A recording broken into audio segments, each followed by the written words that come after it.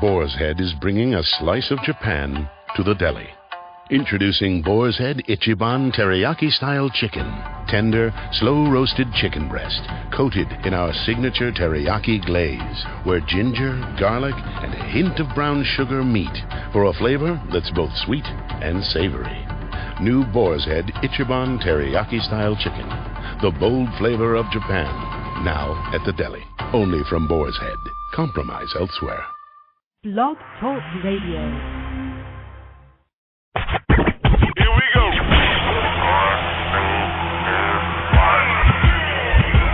Blast off. This is True Capitalist Radio. True Capitalist Radio. I am your host, the man they call Ghost. The badass of business. Give him capitalism or give him death. That's it. Period.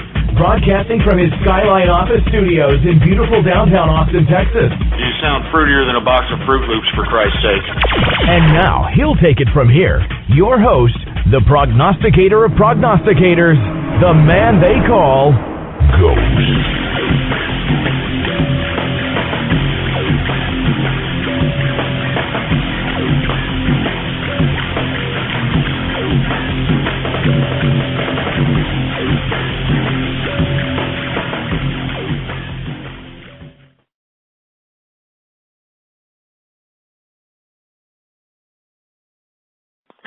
Jesus Christ, I'm getting some dead air up in here. I'm sorry, folks. Sorry, I'm almost a little late here. Thank you for tuning in with me to another edition of the True Capitalist Radio broadcast. Of course, I am your host, the man they call Ghost. And once again, folks, I want to thank everybody for tuning in with me. This is episode number 50 for all the folks that are keeping track with the True Capitalist broadcast. And once again, my apologies for that little bit of dead air there, because let me tell you, I had to.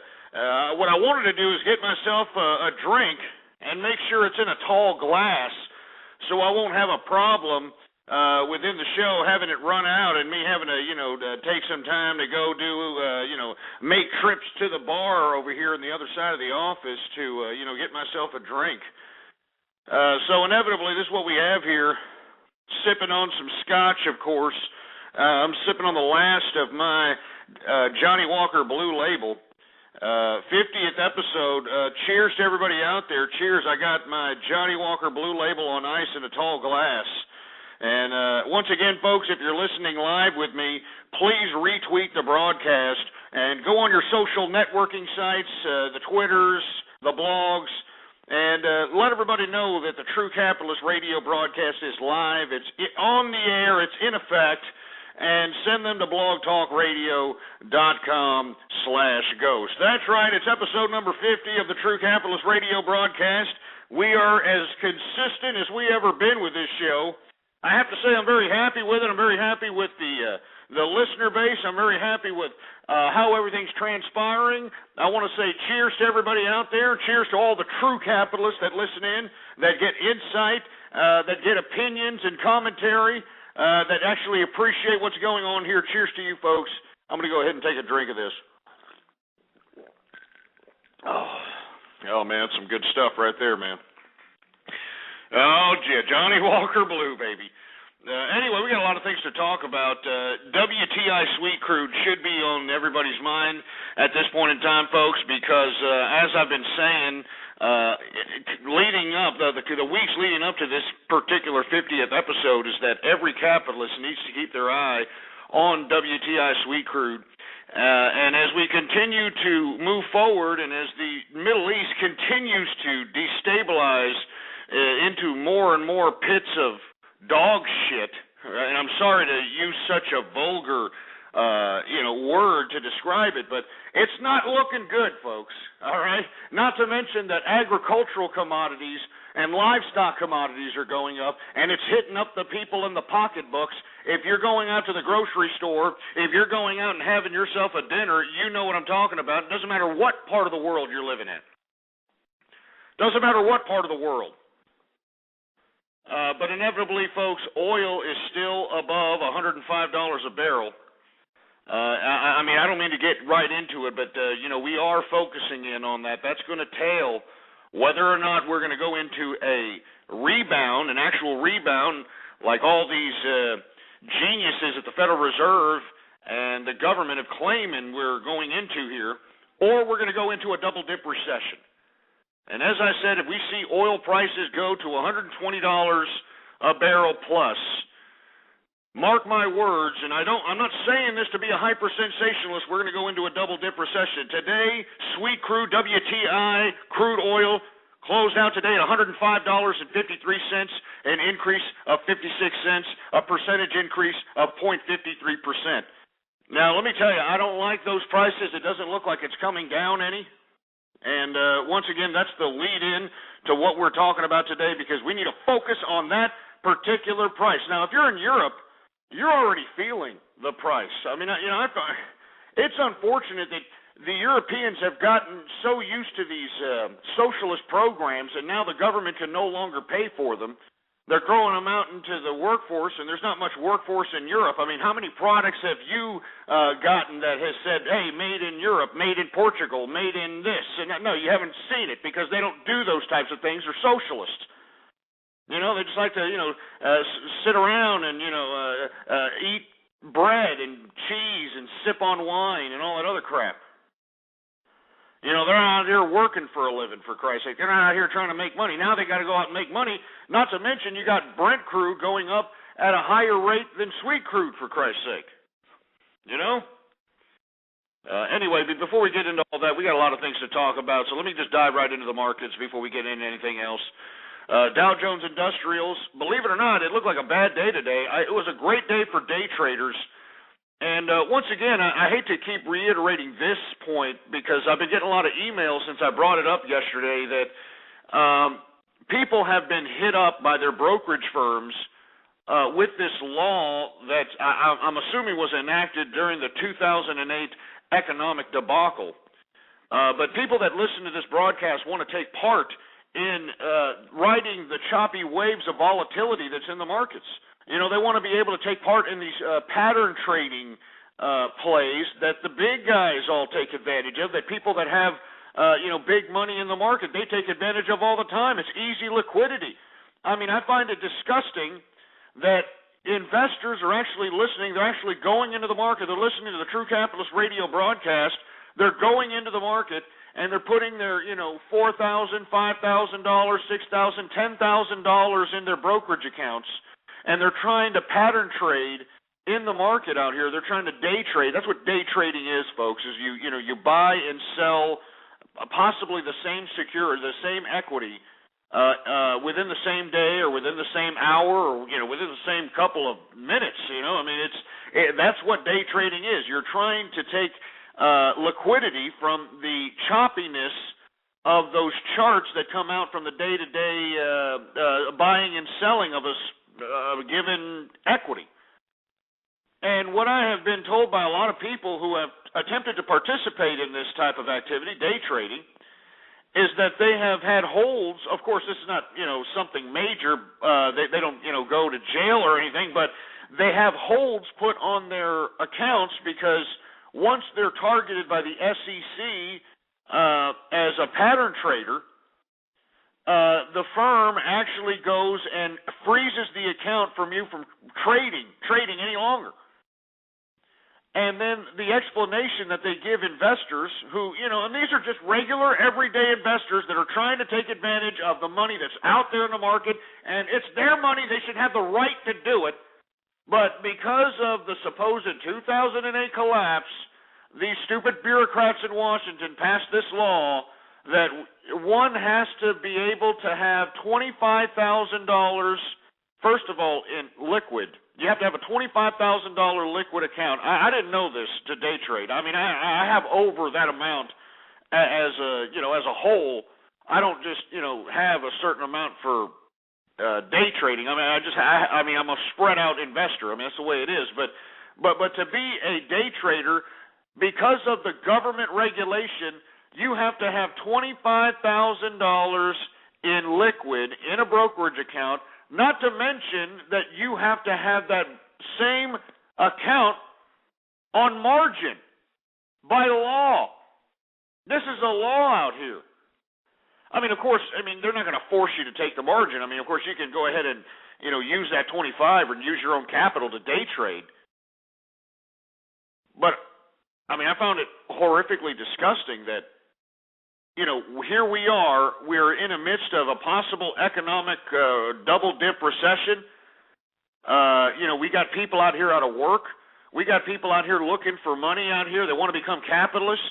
And, they're able to, scrape up, 3,000, 2,000, 4,000, 5,000, whatever the case might be. They put it in a brokerage account.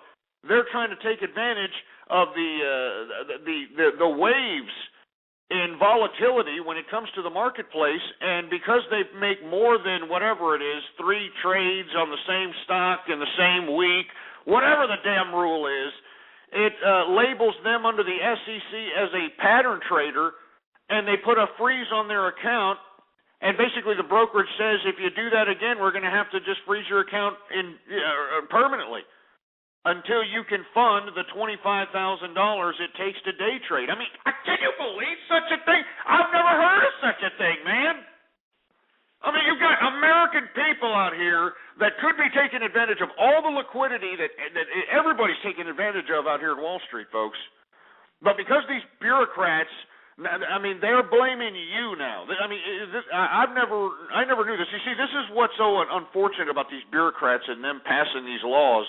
Nobody reads these, 8,000-page bills that they put up, because nobody, they just assume. Unfortunately, Americans just assume that these idiots know what they're talking about, and not to mention that these politicians make sure to get these bills passed at a rapid pace before anybody can blink an eye. And lo and behold, I did not know that you cannot do with your money what you want to do with it. That now the government has made a regulation to where, and today was a great day to day trade, folks. Today in the futures market, it began on the negative side. All right, and then, it was just choppy all day. It's the perfect time, when the markets are going up and down, that's when you want to day trade because you can get liquidity in the process of those volatile moments. And so what if you only have 2,000? So what if you only got 5,000? You should be able to put your 5,000, your 3,000 in a stock that everybody's going in on, and you see these stocks all the time in whatever venue you view your financial news. You read about these stocks that are up 50%, 60% on the day on some earnings news or on some news plays, whatever the case might be. And it takes a whole day to get up to that 40 or 50% increase. I don't understand why an American citizen, an individual investor, a capitalist, that, okay, they're not $25,000. They can't allocate $25,000 of their money into a day trading account so they can specifically do this. All right, they got $3,000, $4,000, $10,000, maybe $15,000 that they're investing in, and they can't go and invest in a stock that they want to, even if they just want to hold it for about 15 minutes so that they can gain 50 cents or 20 cents or 30 cents and then, sell it off and then rebuy it again when it goes back down and goes back up. That's what day trading is. That's how these guys get the liquid. You should look at a chart. Look at any chart of a stock and take a look at the hills and valleys in that chart. And just imagine, people are buying in at those hills and valleys, and people are making money. This is how you make liquidity in the markets. Now, this stupid law, and the reason I'm making such a big deal about it is I've got a lot of people emailing me about this, man. Here I am. I'm trying to get people into the market out here. I'm trying to tell people to become capitalists, and all of a sudden, they're prohibited from doing so because of this goddamn government.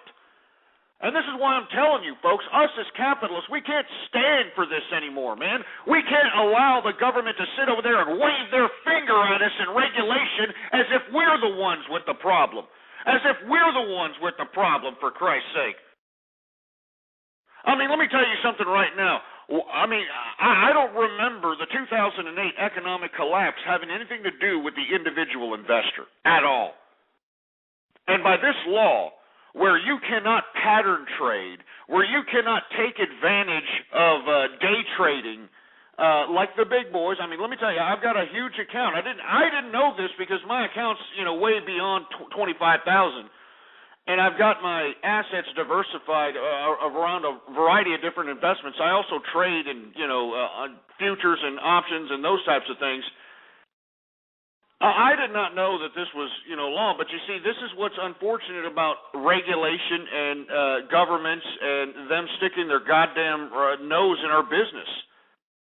You see what I'm saying? Now, who does this protect? Who does this law protect to, only prohibit people from, partaking in day trading to those that can they have to put up $25,000 before they even think about it. I mean, who does that affect? I mean, the only way you can take advantage of pattern trading is if you have $25,000, and then you have to put that $25,000 on margin. Who does that affect? That affects everybody in America, folks, and you should be insulted by this law. I mean, I feel bad for sitting here telling people, hey, get in the market. There's day trading going on. There's long-term investments even going on. There's ways to make money, and here our stupid government prohibits us, the capitalists, from doing what we do best, and that's just conducting business. I want to tell you folks, if you're suffering, you're wondering, hey man, what way can I make a little bit of capital? This pattern trading, let me tell you, you can get some easy liquidity. Easy liquidity.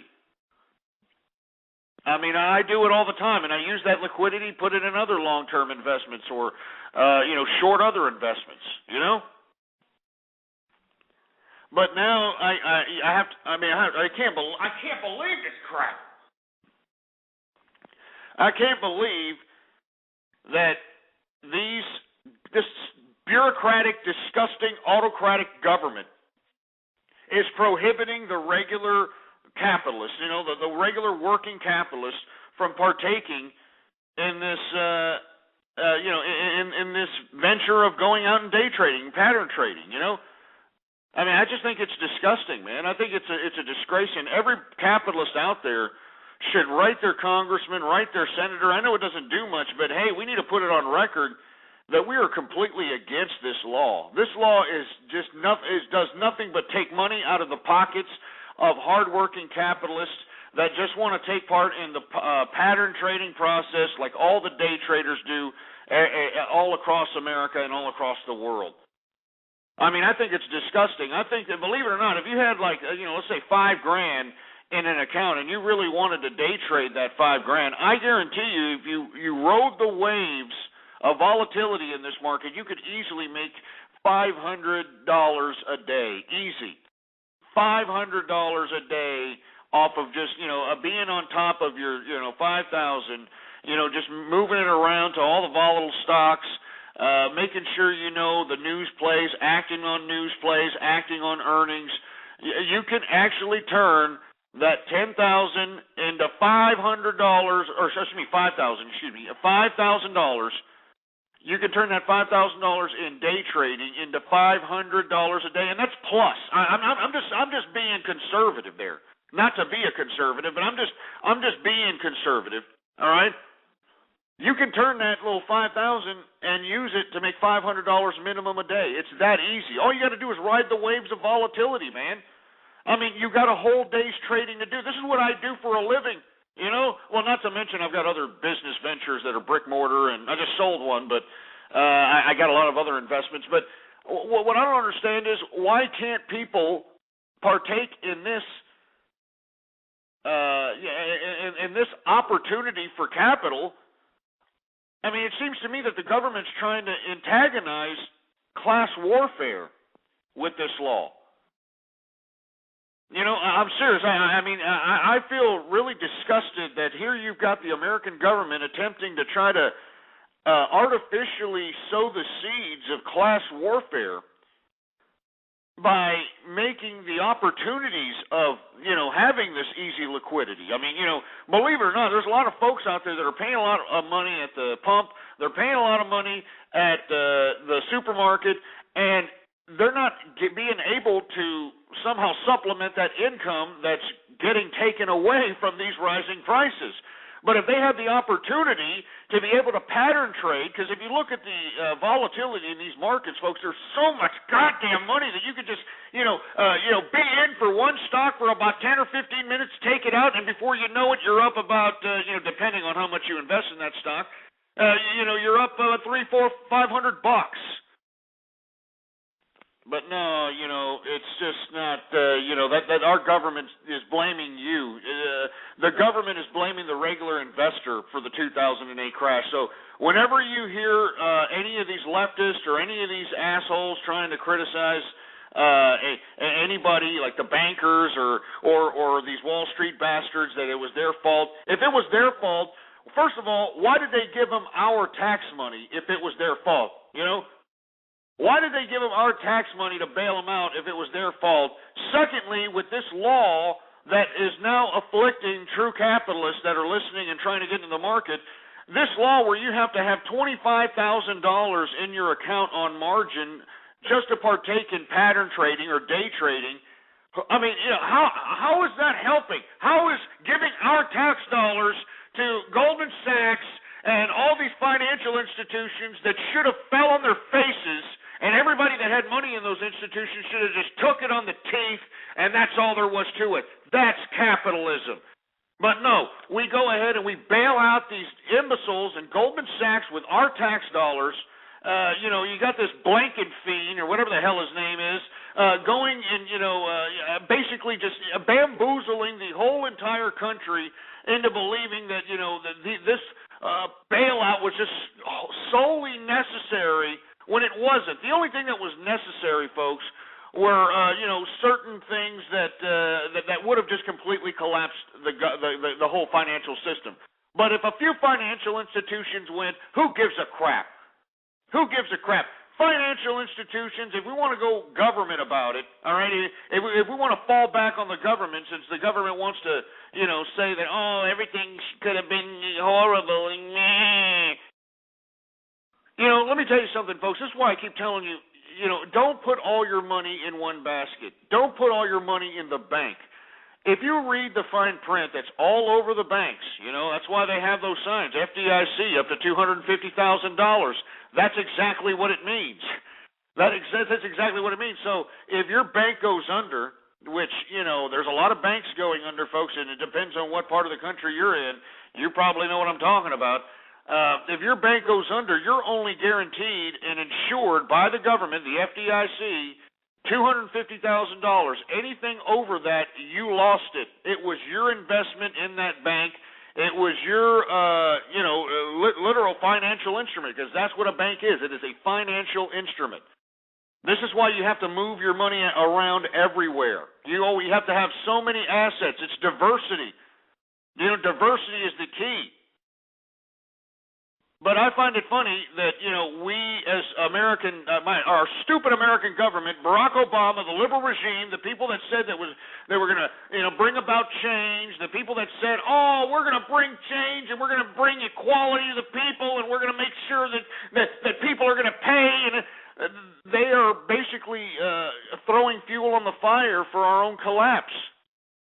This makes no sense, bailing out these assholes while putting laws that prevent people. And let me tell you, I'm really upset at this law. I'm sorry. I mean, I feel bad. You should read the emails that I'm getting, folks. And if you're a story like this, please email me. I'm going to start reading some of these if you could allow me to, because people out here, they get excited.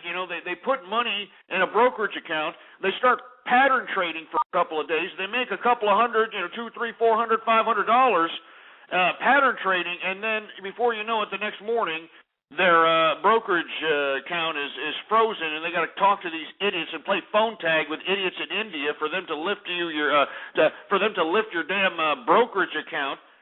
And lo and behold, you're only allowed to, do so many trades, So, I mean, you have to know these laws. I don't even know these laws, man. It's stupid. Somebody told me in an email what the law was, but it was stupid, man. People should be able to participate in the market in pattern trading or whatever trading they want. I can't believe that in this day and age where there's economic opportunity is scarce, that this government, the same government that gave all these goddamn tax dollars to these financial institutions that are profiting right now, these same financial institutions that are profiting. Have you seen Goldman Sachs' stock lately, for Christ's sake? Unbelievable. Did you know that, what's his name, Warren Buffett invested in Goldman Sachs when everybody was abandoning ship? You know, when everybody was abandoning ship, Warren Buffett said, oh, I'm going to go ahead and invest in Goldman Sachs. You want to know why? Because dumbass Warren Buffett knew that the government was going to bail out Goldman Sachs. How did he know? Well, there's no proof that he had any knowledge, but let me tell you something, he knew, you know. And I think it's a disgrace that the American people that could be making money off this market, they should be making money off this market. It's their market. It's a capitalist market. They should be able to participate in pattern trading. Let me tell you, I participate in it. That's why I always talk about it on this program, folks. That's why I always talk about it, because there is actual money to be made in pattern trading. And now you've got our government prohibiting regular American people from participating in this. Let me tell you, it's easy liquidity, man, easy money. But no, the government thinks by this law, by putting in this law, that you are the problem. You, as the investor, the individual investor, are the problem.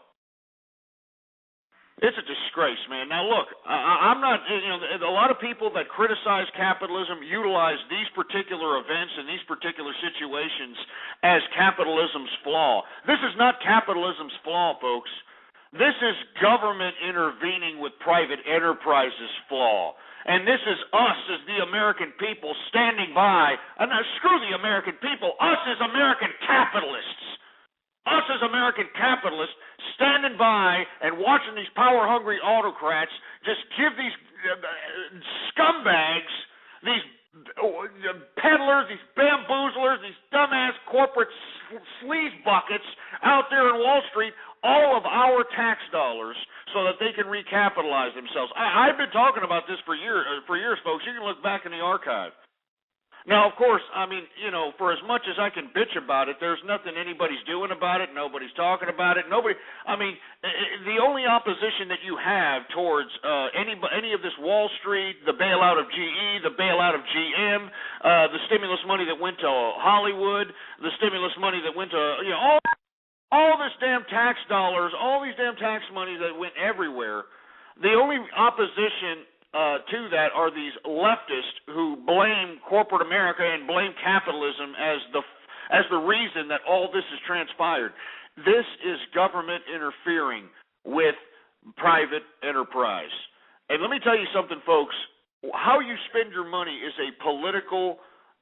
It's a political message. It's how you view a certain company or a certain product. I know people don't really think about these things. People are more worried about, how their makeup looks on their face, or, worried about, if their crotch looks big in a certain pair of tight jeans, or, whether or not Ed Hardy's going to, draw another fruity-ass little caricature on his T-shirts. I mean, you really have to worry about spending your money, because where you spend your money is a political statement, folks. So for, all these people that bitched and moaned about Walmart, oh, Walmart sucks, they're taking away, why are you shopping there, you idiot? All right? Why are you shopping there? Why are you going there spending your money? Oh, because it's cheaper. It's cheap. Oh, yeah, you want to know why it's cheaper? Because it's a multinational conglomerate that gets, products by the billions, all right, by the billions, all right, that's why it's cheaper. Now, if you want the same, kind of jobs that they offer, which I'm not making fun of Walmart jobs. If you have a job at Walmart, hey, I'm sure you got some kind of health care system. I'm sure you got some kind of retirement. I'm sure you've got something. But, hey, this is the left's argument that, corporate America, man, they're taking over, man, they're killing mom and pop shops, man. Well, if they're doing all this, it's the consumer's fault, man. I mean, don't you understand? This is the idea of being free, is that the people are free to spend their money wherever they want. And just because the people spend their money wherever they want, and it doesn't, the social landscape doesn't transpire to what they thought it was going to be, it has to do with the people's responsibility. I always say, folks, if you want to live in a free society, there are three things that people are responsible for. This goes to everybody out there in all the communist countries who listen to me, to all these other destabilized countries out here who want to become capitalist revolutionaries. There are three things that you have to remember. Hold on, let me take a drink of this. Johnny Walker Blue here.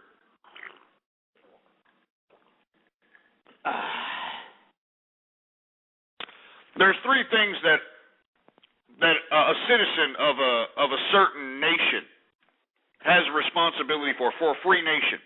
They have a political responsibility, which means that they have the responsibility to keep up with the affairs that are being currently administered by the system, which is the government. They have a political responsibility to vote. They have a political responsibility to, understand what's going on. That's a definite responsibility of a citizen of a free society. The second thing is economic responsibility. That means the ability to be fiscally responsible. The ability to understand that, hey, if I'm going to get in a financial instrument, I'm taking a risk and I could lose. And not sitting over here, getting pissed when things don't go your way. I mean, do you understand it? I understand that it's hard for an individual at times, but that's why we have to have certain economic responsibilities. That's a level of freedom. And the third responsibility we have is social responsibility. And as you can see from America, we have lost all three of those elements to make our society worth anything. Now, the only reason that we're still afloat, believe it or not, is because Europe is just going to hell in a handbasket. What did I tell you yesterday, folks, is to keep your eyes on Portugal. Well, now Portugal is all over the news now, isn't it, huh? All of a sudden they're talking about Portugal being the tipping point of a potential domino effect happening throughout Europe. Now, what's happening in Portugal, folks? The same thing that's happening to states here in America, but on a nation scale. Europe, believe it or not, is suffering through a debt crisis of unbelievable proportions. And the only people that are making any money in the European Union, the only countries, I should say, making money in the European Union are Germany and France. And they're the ones funding this whole socialist experiment, and they're getting a little pissed off about it.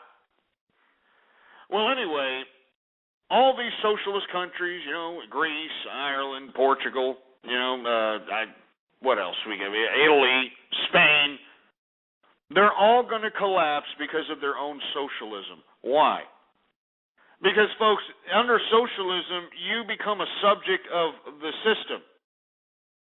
And you give all authority to that system, meaning that system is going to make judgment calls on production.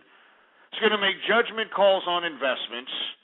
They're going to make, judgment calls on everything that private enterprise should be making judgment calls on.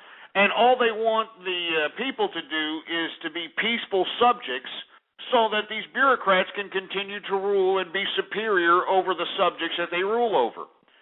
Kind of a modern-day monarchy. That's what socialism is. Unfortunately, socialists have to get funded, Socialists have to get, socialist countries just can't print out money out of thin air or create their own idea of an economic system. And if you think that it's possible, well, take a good look at North Korea and their little made-up economic system that isn't participating in the global economic model that we are all currently involved in. Look at how advanced they are. You compare North Korea, which is an isolationist country, which, who the hell knows how they're, paying their people or if they're printing up money. Who the hell knows what their monetary policy is? It's obviously communist, but I mean, as you can see, it's an unbelievable subterranean crap hole, North Korea. I mean, it's so bad in North Korea that the people that are in the country literally have to eat second harvest. And for you folks that don't know what that is, that means they have to eat their own crap to stay alive. I'm not joking. I am not joking. And why is that? Because, you know, this idiot government of Kim Jong-il, or whatever his stupid son's name is now, do you think that they're out there making sure that, crops are, being produced and food is being produced? And, no, absolutely not. You know what Kim Jong-il is spending all his resources, all his government's and his country's resources and its money on? The military. Yeah, the military. You compare North Korea to South Korea, all right? Did you know that the South Korean is on average 6 inches taller than the North Koreans? And look, these North Koreans and South Koreans just got split up, 50, 60 years ago. Yeah, about 60-some years ago. And just in that time when, you split that damn parallel, in half to North and South Korea, and you look at South Korea, which is participating in the global economic model. It's prospering tremendously. There's a lot of prosperity in South Korea. As a matter of fact, a lot of American teachers are going to South Korea in an attempt to make money. I mean, they're paying American teachers big-time capital out there to teach their kids how to become, capitalists, how to become innovators, engineers, that sort of thing. South Korea is prospering unbelievably. As a matter of fact, you can do some YouTube searches for downtown South Korea. It literally looks like New York City, Times Square. Then you go to North Korea, which isn't participating in any economic model, that's doing the "we the people" nonsense and or "for the people" nonsense, or the people, that communist nonsense. And I don't know how they're compensating their people. I don't know what's going on. But folks, North Korea is just an absolute gutter hole. And the people there, which are related to the South Koreans, folks, the North Koreans are related. It's the same country. It's just two different ideologies over here. The North Koreans are average 6 inches shorter than the South Koreans. That's because the South Koreans are eating. They're out there making money. They're making capital. They're taking advantage of the global economic model. You understand what I'm saying? Here, North Korea is, they're being an isolationist country, and they're not doing anything, They're not doing anything. I mean, you think the government's caring about, making sure that production is going fluidly? No, absolutely not. Kim Jong-il is spending all the resources of the country on the military. Stupid.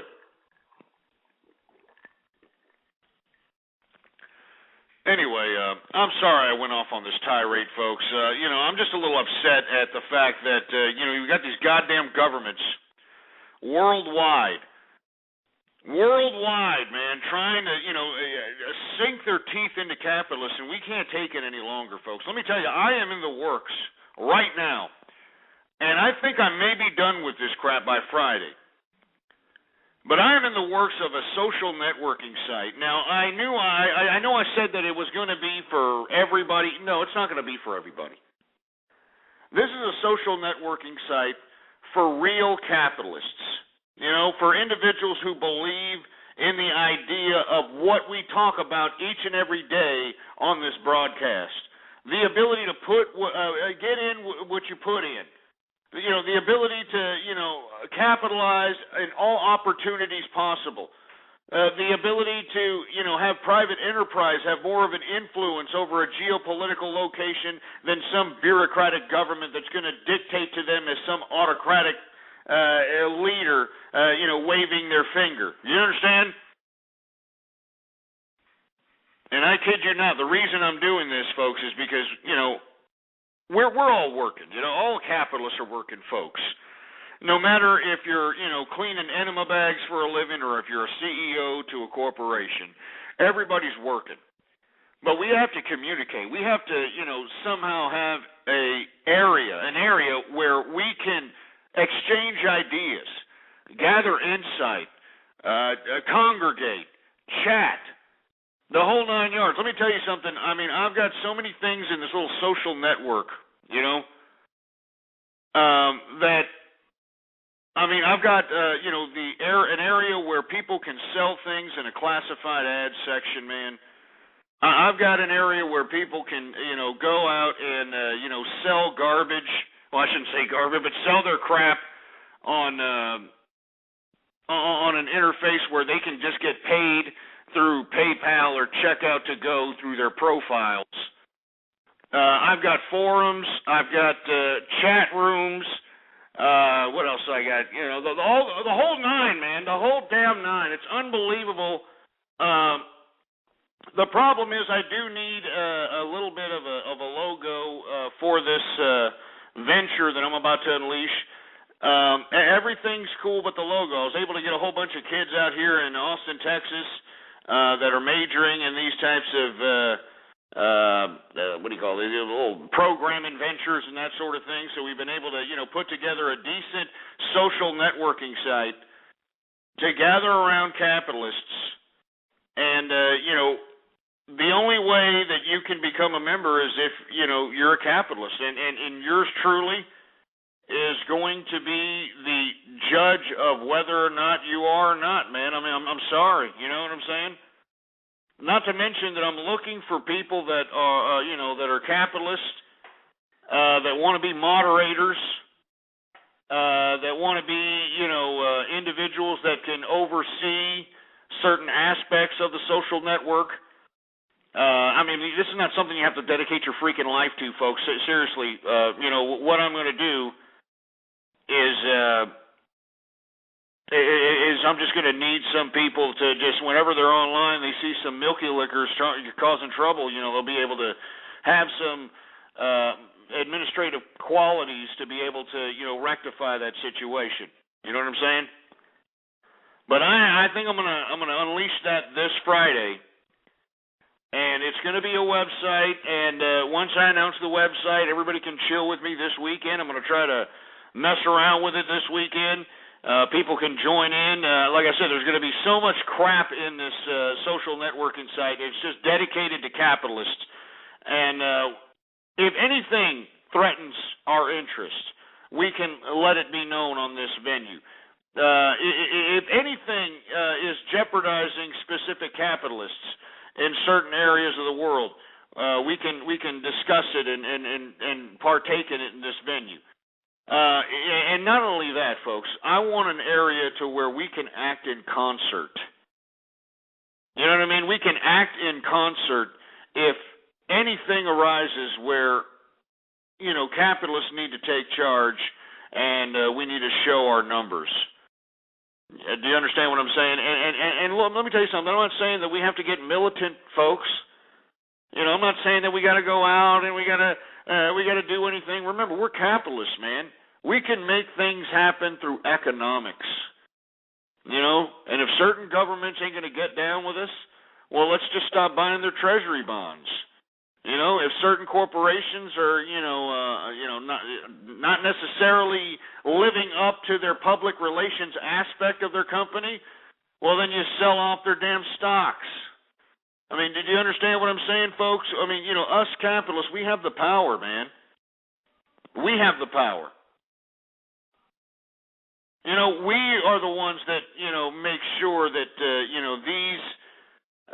these damn corporations and governments, you know, oblige us. Because remember, we're the ones that are the stockholders. We're the ones that are the people that are supposed to be looking after this damn government.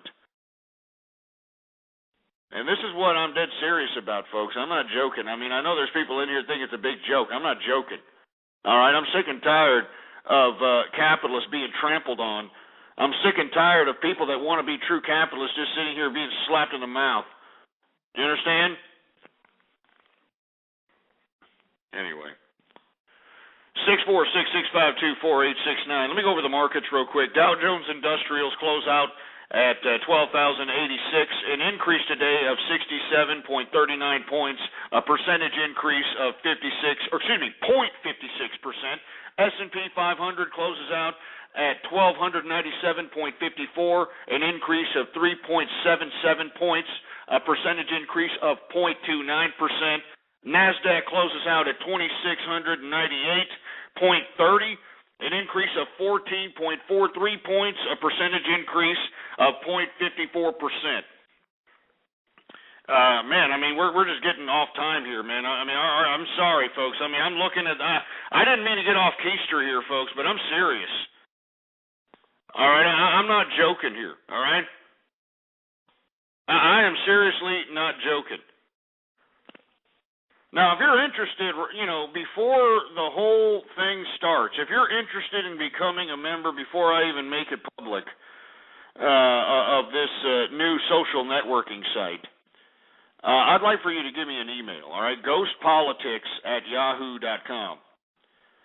Shoot me an email and just, give me a little small blurb on why you're a capitalist. You know what I'm saying? Simple as that. And, I'll let you become a member, no big deal. I'm telling you, folks, this is not a joke. This is a real social networking site. Of course, remember, folks, Facebook has got, a valuation of $25 billion. So they've got billions and billions of dollars of capital to work with. This is just a capitalist just doing things because he's got money to blow, man. You understand what I'm saying? I mean, I'm not joking.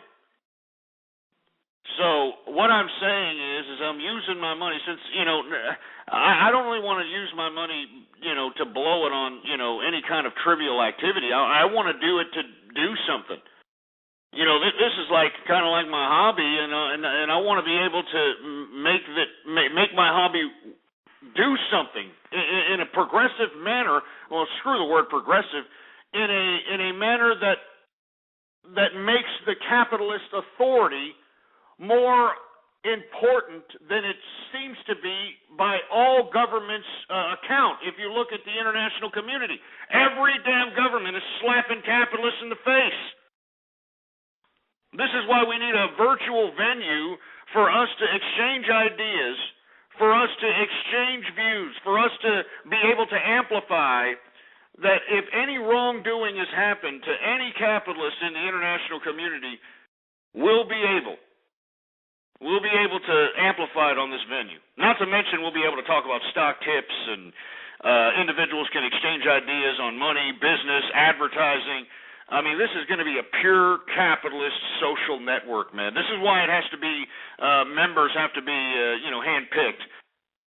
Because I want this to be, I don't want this to be Facebook, all right, where you got every asshole up in there making, a stupid dumbass profile.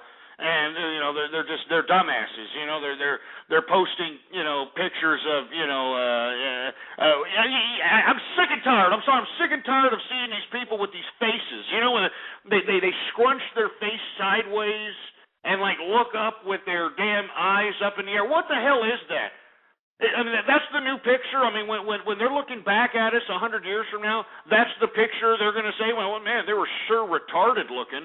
Man, they look like they, took a smack to the Ike Turner backhand.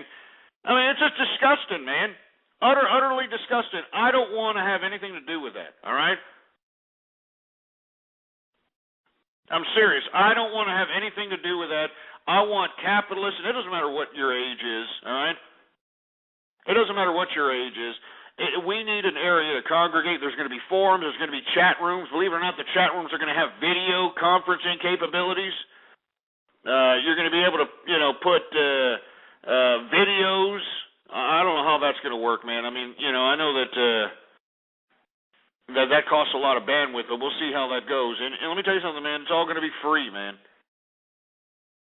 All you have to do is be a capitalist, and you're in. It's that simple. ghostpolitics@yahoo.com if you want to join before I actually make it public. All right? And everything will be all good. Anyway, 646-652-4869. I'm going to take some calls, folks. I'm sorry for, getting, long-winded about all this crap, but there's just a lot of things to talk about. I also want to talk about this little bombardment that we're doing in Libya. that Barack Obama has gotten us into. And as I've said prior, I don't think that Barack Obama knows what the hell he's doing, nor do I think that he's even caring, really. He's just one of those guys that, yeah, baby, I'm in office, baby, I'm the president, baby, I don't care, baby. You know what I'm saying? I don't care, yeah.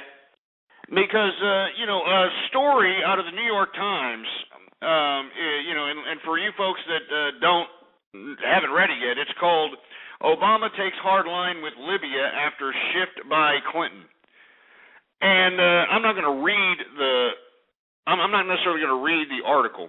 It's by Helen Cooper and Stephen Lee Myers, basically stating that Hillary Clinton and this one broad who's the ambassador to the United Nations, the hell's her name? Let me get her name.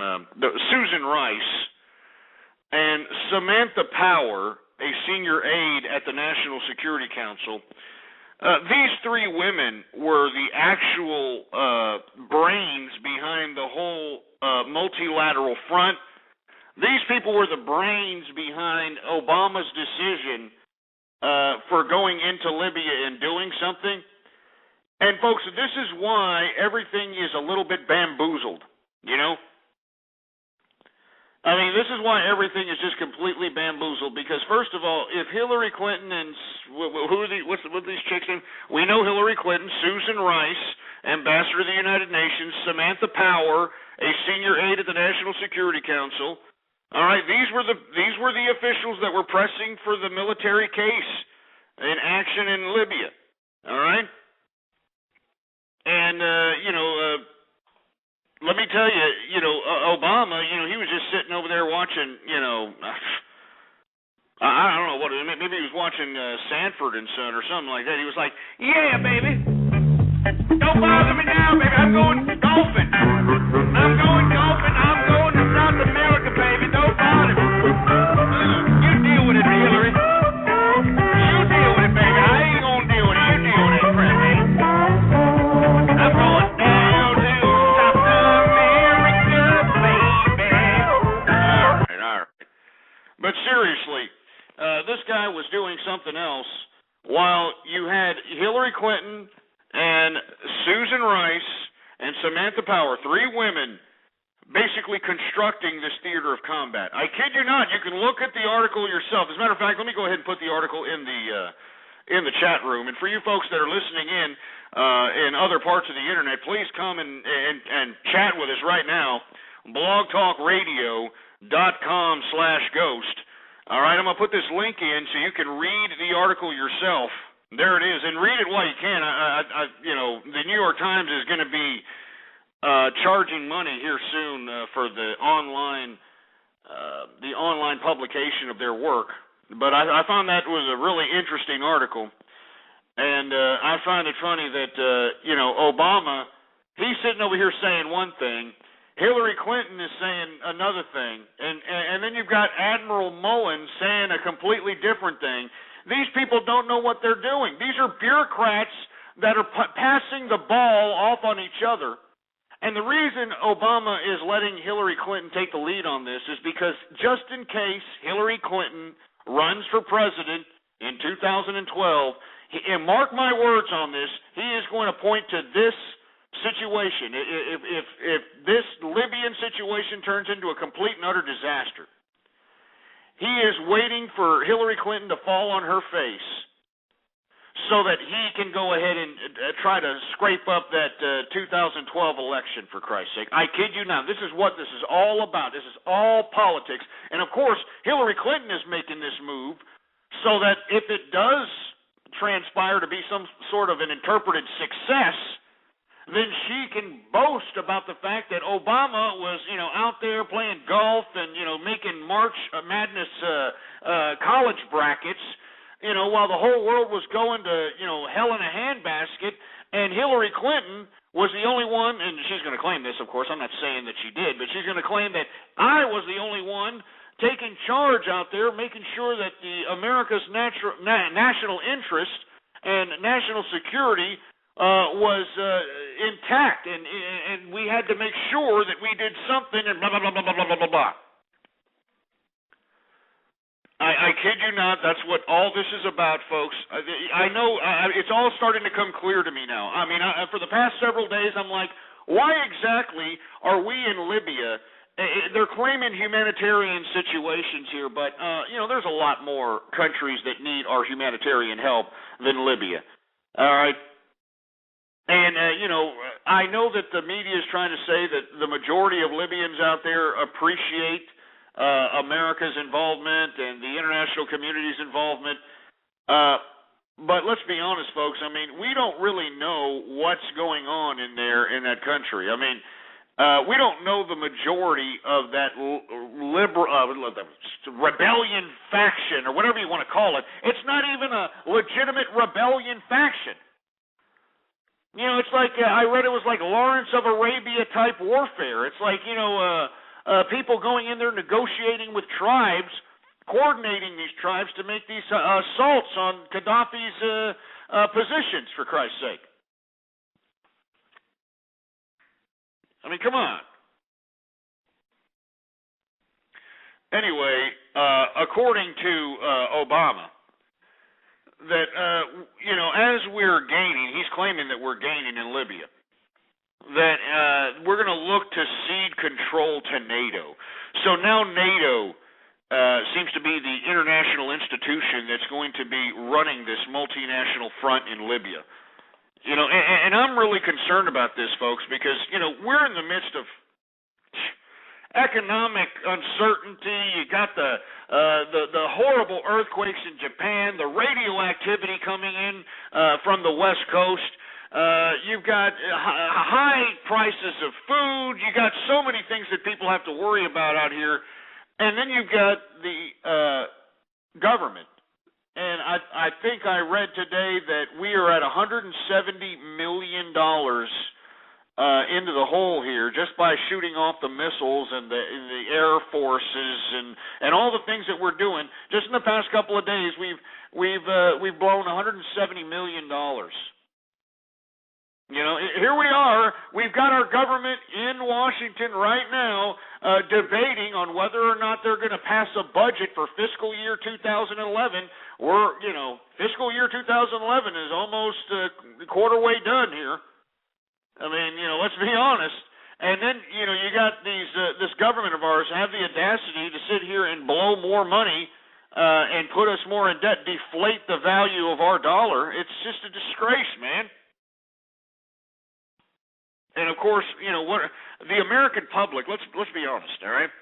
The American public are a bunch of idiots. This is why capitalists need to take hold of this government. We need to take hold of this government, and we need to lobby this government to, have some major voter reform. Major voter reform. And what we have to do is we have to make sure that the only people that have the right to vote are individuals that are capitalists. And how do you know who's a capitalist? Well, a prerequisite before you go into the voting booth, you have to show a W-2 form from that year showing that you actually paid for the system that you're voting for, you idiot! I mean, give me a break, man. I just don't understand, how we can just continue to allow the masses. I mean, even the damn forefathers, these forefathers of these teabaggers like to tout so much, even though they're collecting, government entitlements like a bunch of socialist nimrods. These forefathers even agreed that, we shouldn't have the general public voting. Why do you think they made an electoral college? Why do you think that they, made sure that you had to own land before you could actually vote in this country? I'm serious. I mean, I know it breaks your hearts, but look it up. Cheers to everybody out there. Cheers to all the capitalists out here. Hey, I'd like to take some calls, folks. 646-652-4869, but nobody's calling up, believe it or not.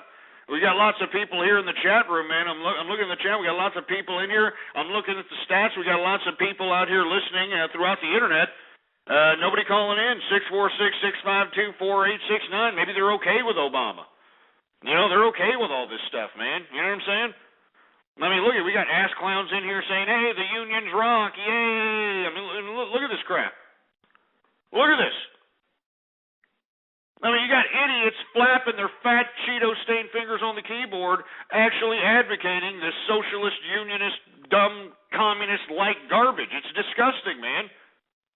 Unbelievably disgusting. Anyway, folks, if you're wondering why we're in Libya, right there, you can write Samantha Power, who's a senior aide at the National Security Council, Susan Rice, who is the ambassador of the United Nations, and Hillary Clinton, because this is their brainchild. Obama's just sitting back. He's making March Madness brackets. He's going down to Brazil and, going down to... Why do you think that trip was so, it was just so critical for him to do so, I mean, do you remember that one time they had that damn, White House event, or, I think it was a White House event, where some hot tamale whorebag was doing some kind of, belly or hip gyration. You know how these tribal damn chicks are from South America. She's like, and all this crap. She had these little short-ass, these short-ass little skirts. It was showing half her ass cheeks, and the chick had the audacity to go down into the audience and actually go up to Obama. Obama stands up and actually starts dancing with this bimbo, and you should have seen that trans-testicle-looking wife of Obama's, man. She had that disgusting-looking grill, and she was just straight mean-mugging Obama. And it's no coincidence why this guy wanted to go to South America and, go visit, Brazil, huh? Carnival, Carnival. And for all you folks that don't know what Carnival is, it's just a literal whole town orgy. That's what it is. It's just an orgy. People are screwing in the streets. It's just completely primal, primitive, disgusting. Chile, and he went out there to the Caribbean. I mean, this guy was everywhere, man, all over South America. He was probably checking out all those hot tamale whore bags because poor old Obama, man, he got stuck with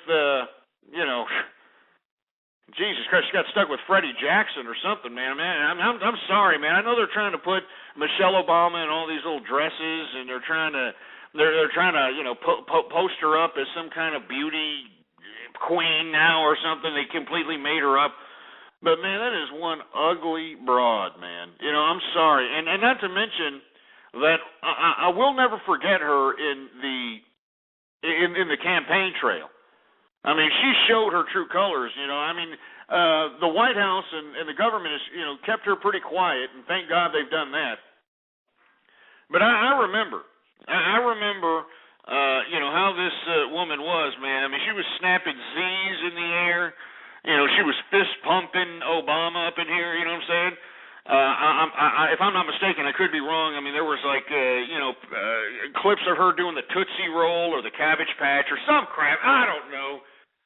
But you know what I'm saying? I mean, it was just... Anyway, 646-652-4869 is the number to call. I want to hear from you. You got anything to say here? What's your excuse, all right? 325, you're on the air. 352, 352, you're on the air. Hey. What's going on, man? Am I on? Yeah, you're on, man. Hey, this is Adrian Sinclair. How y'all doing? How's it going, man? I'm going good. I was just calling in for the Democrats to help defend them a little bit. So, all right, well, let's hear it. I was just going to say, can you name any of the American gas companies versus the Middle Eastern gas companies, since you're such a Republican? What, Valero, Exxon? I mean, what are you talking about? What gas companies? Well, which one? Do you know the difference between American gas and, terrorist gas? That's what I'm basically asking. First of I know all, y'all are capitalists and y'all support anybody, but, I'd prefer y'all quit supporting people who are trying to kill us. If you're okay. If you want to go that route, why is Obama going out here sending American troops in a multilateral front, or multinational front, and allowing France and whoever in the hell else take the lead on this military front, putting military assets, blood and treasure in harm's way for Libya, which is got a proven known element of Al-Qaeda in eastern Libya, the same part of Libya that we're supposed to be implementing this no-fly zone over. Now, I mean, I don't know. I mean, the State Department, I've actually looked into this. I mean, the State Department has a certain element, a certain faction out of eastern Libya that has direct links with Al-Qaeda. They've been at war with Gaddafi for years. Now, why exactly are we defending these people when we should be defending the Iranian resistance that I've been in personal contact with since 2009 that's out there suffering, bleeding in the streets because they actually want a democratic system. They actually want capitalism. Why can't we go bomb the hell out of Iran or at least clandestinely help the Iranian resistance? Why can't we go out there and help the Chinese that are being completely obliterated by their country, being exploited by the bureaucrats within their country? Why can't we go help the Chinese people? Why can't we help these other humanitarian? Well, I can tell you why you can't help the Chinese, because you're constantly paying for their demise. Every time you go to shop at Walmart, you're basically supporting child labor, So you're basically saying it's okay to have little children make your tennis shoes. So, I mean, every time look, you buy something from Walmart. I don't say, no, first of all, that's wrong. I don't go out and buy cheap crap from China, but, I'm sure you're talking to me from an electronic widget that is probably made in China. You're talking to me probably from a cell phone that's manufactured and produced in China. You're probably sitting there, with some Nikes or, some kind of, foot product that's, made in China. So don't sit over here on your goddamn high horse and sit over here, oh, yeah. I mean, look, the bottom line is that the Democrats are the ones that have brought us here. You want to sit over here and defend the Democrats? Why did they bail out Wall Street? Why did they bail out General Motors? Why did they bail out General Electric? Why did they give stimulus money to Hollywood? Why did they even give stimulus money to Captain Morgan, of all people? Why did they give a bailout to the pornography industry? Why are they doing this? Why don't you explain that? I mean, you're so quick to talk about corporate America and, y'all accept this and you buy this and you buy oil and blah. Why don't you talk about a justification? Oh, wait, where do you go? Why are you hanging up? Oh, I was just about to bring you on there, man. Adrian, he just hung up. What a puss. What a puss. If I were you, I would have hung up, too, for Christ's sake. You're in the chat room, and do you have anything to say for yourself, Adrian? Why'd you hang up like a bitch? Huh? I mean, I wanted to hear your response. I wanted to hear you, justify that, Obama, he's a good guy. I wanted to hear you say it, baby.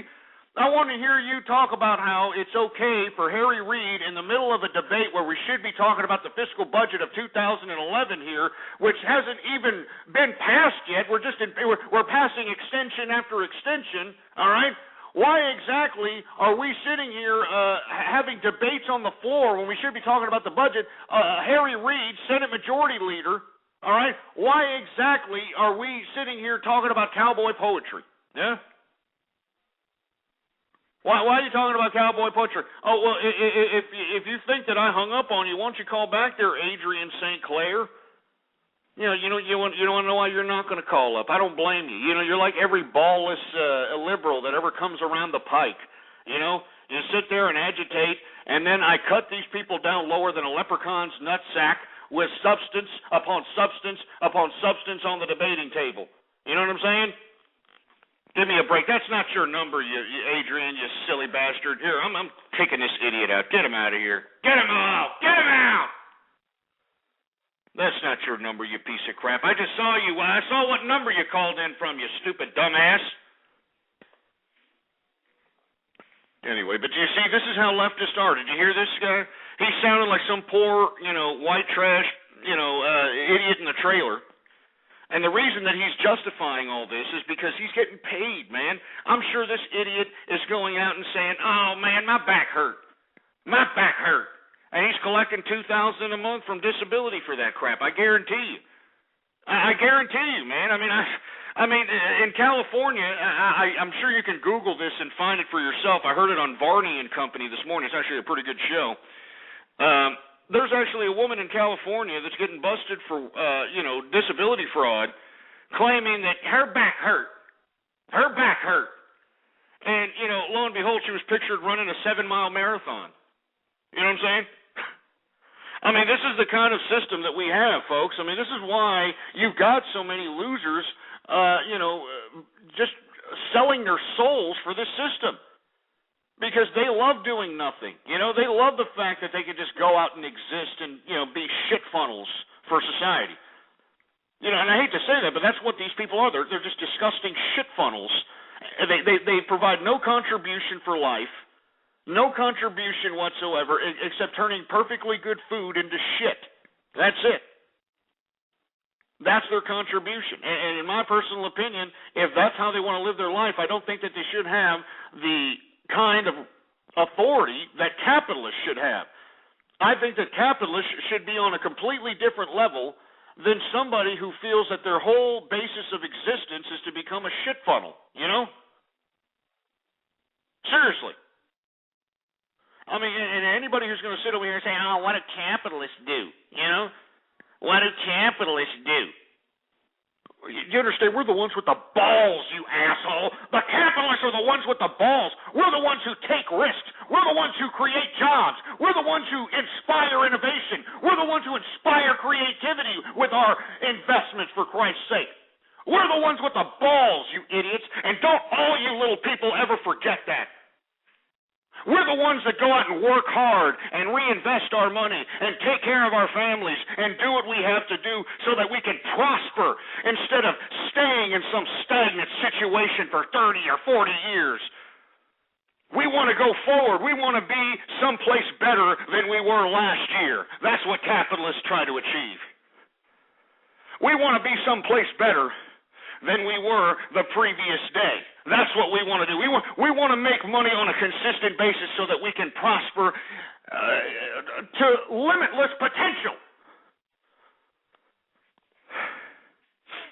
I'm telling you, folks, I'm not joking.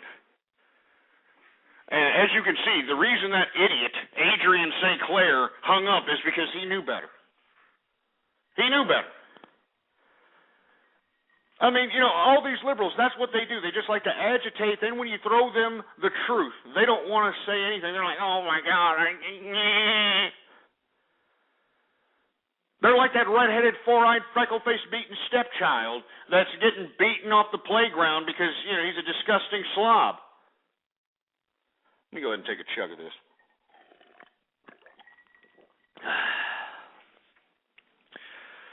Anyway, 646-652-4869 is the number to call here. I want to talk about something else. Today is the 1-year anniversary of the Obamacare law, the new Obamacare, and it looks like it may be dead on arrival. It looks like we might shit can that whole bill, for Christ's sake, and I'll get into why in a little bit. I want to take some calls here. 646-652-4869. We got Brandon Thorpe. Are you there? Hey, Brandon, what's going on, man? Hey, why are you going to hang up, man? Don't get scared, man. Come on, come on. Look, Brandon, call back, get your balls together and just give me a call back. You got a question? You going to do a prank call? I mean, at least make it good. You know what I mean? At least do something. Don't just hang up, man. Come on. Anyway, let me take another call. 715, you're on the air. Quick question, Ghost. When Wookiees use searchlights on Kashyyyk to lure... You stupid, silly bastard. You waited 45 minutes to say that. When Wookiees are... Man, what a loser, man. I'm telling you. You might as well turn gay, man. You might as well turn gay. 715, you call here all the time. You might as well just turn gay and go to gay clubs, service glory holes, and do something else, man. I mean, listen, get a life, seriously.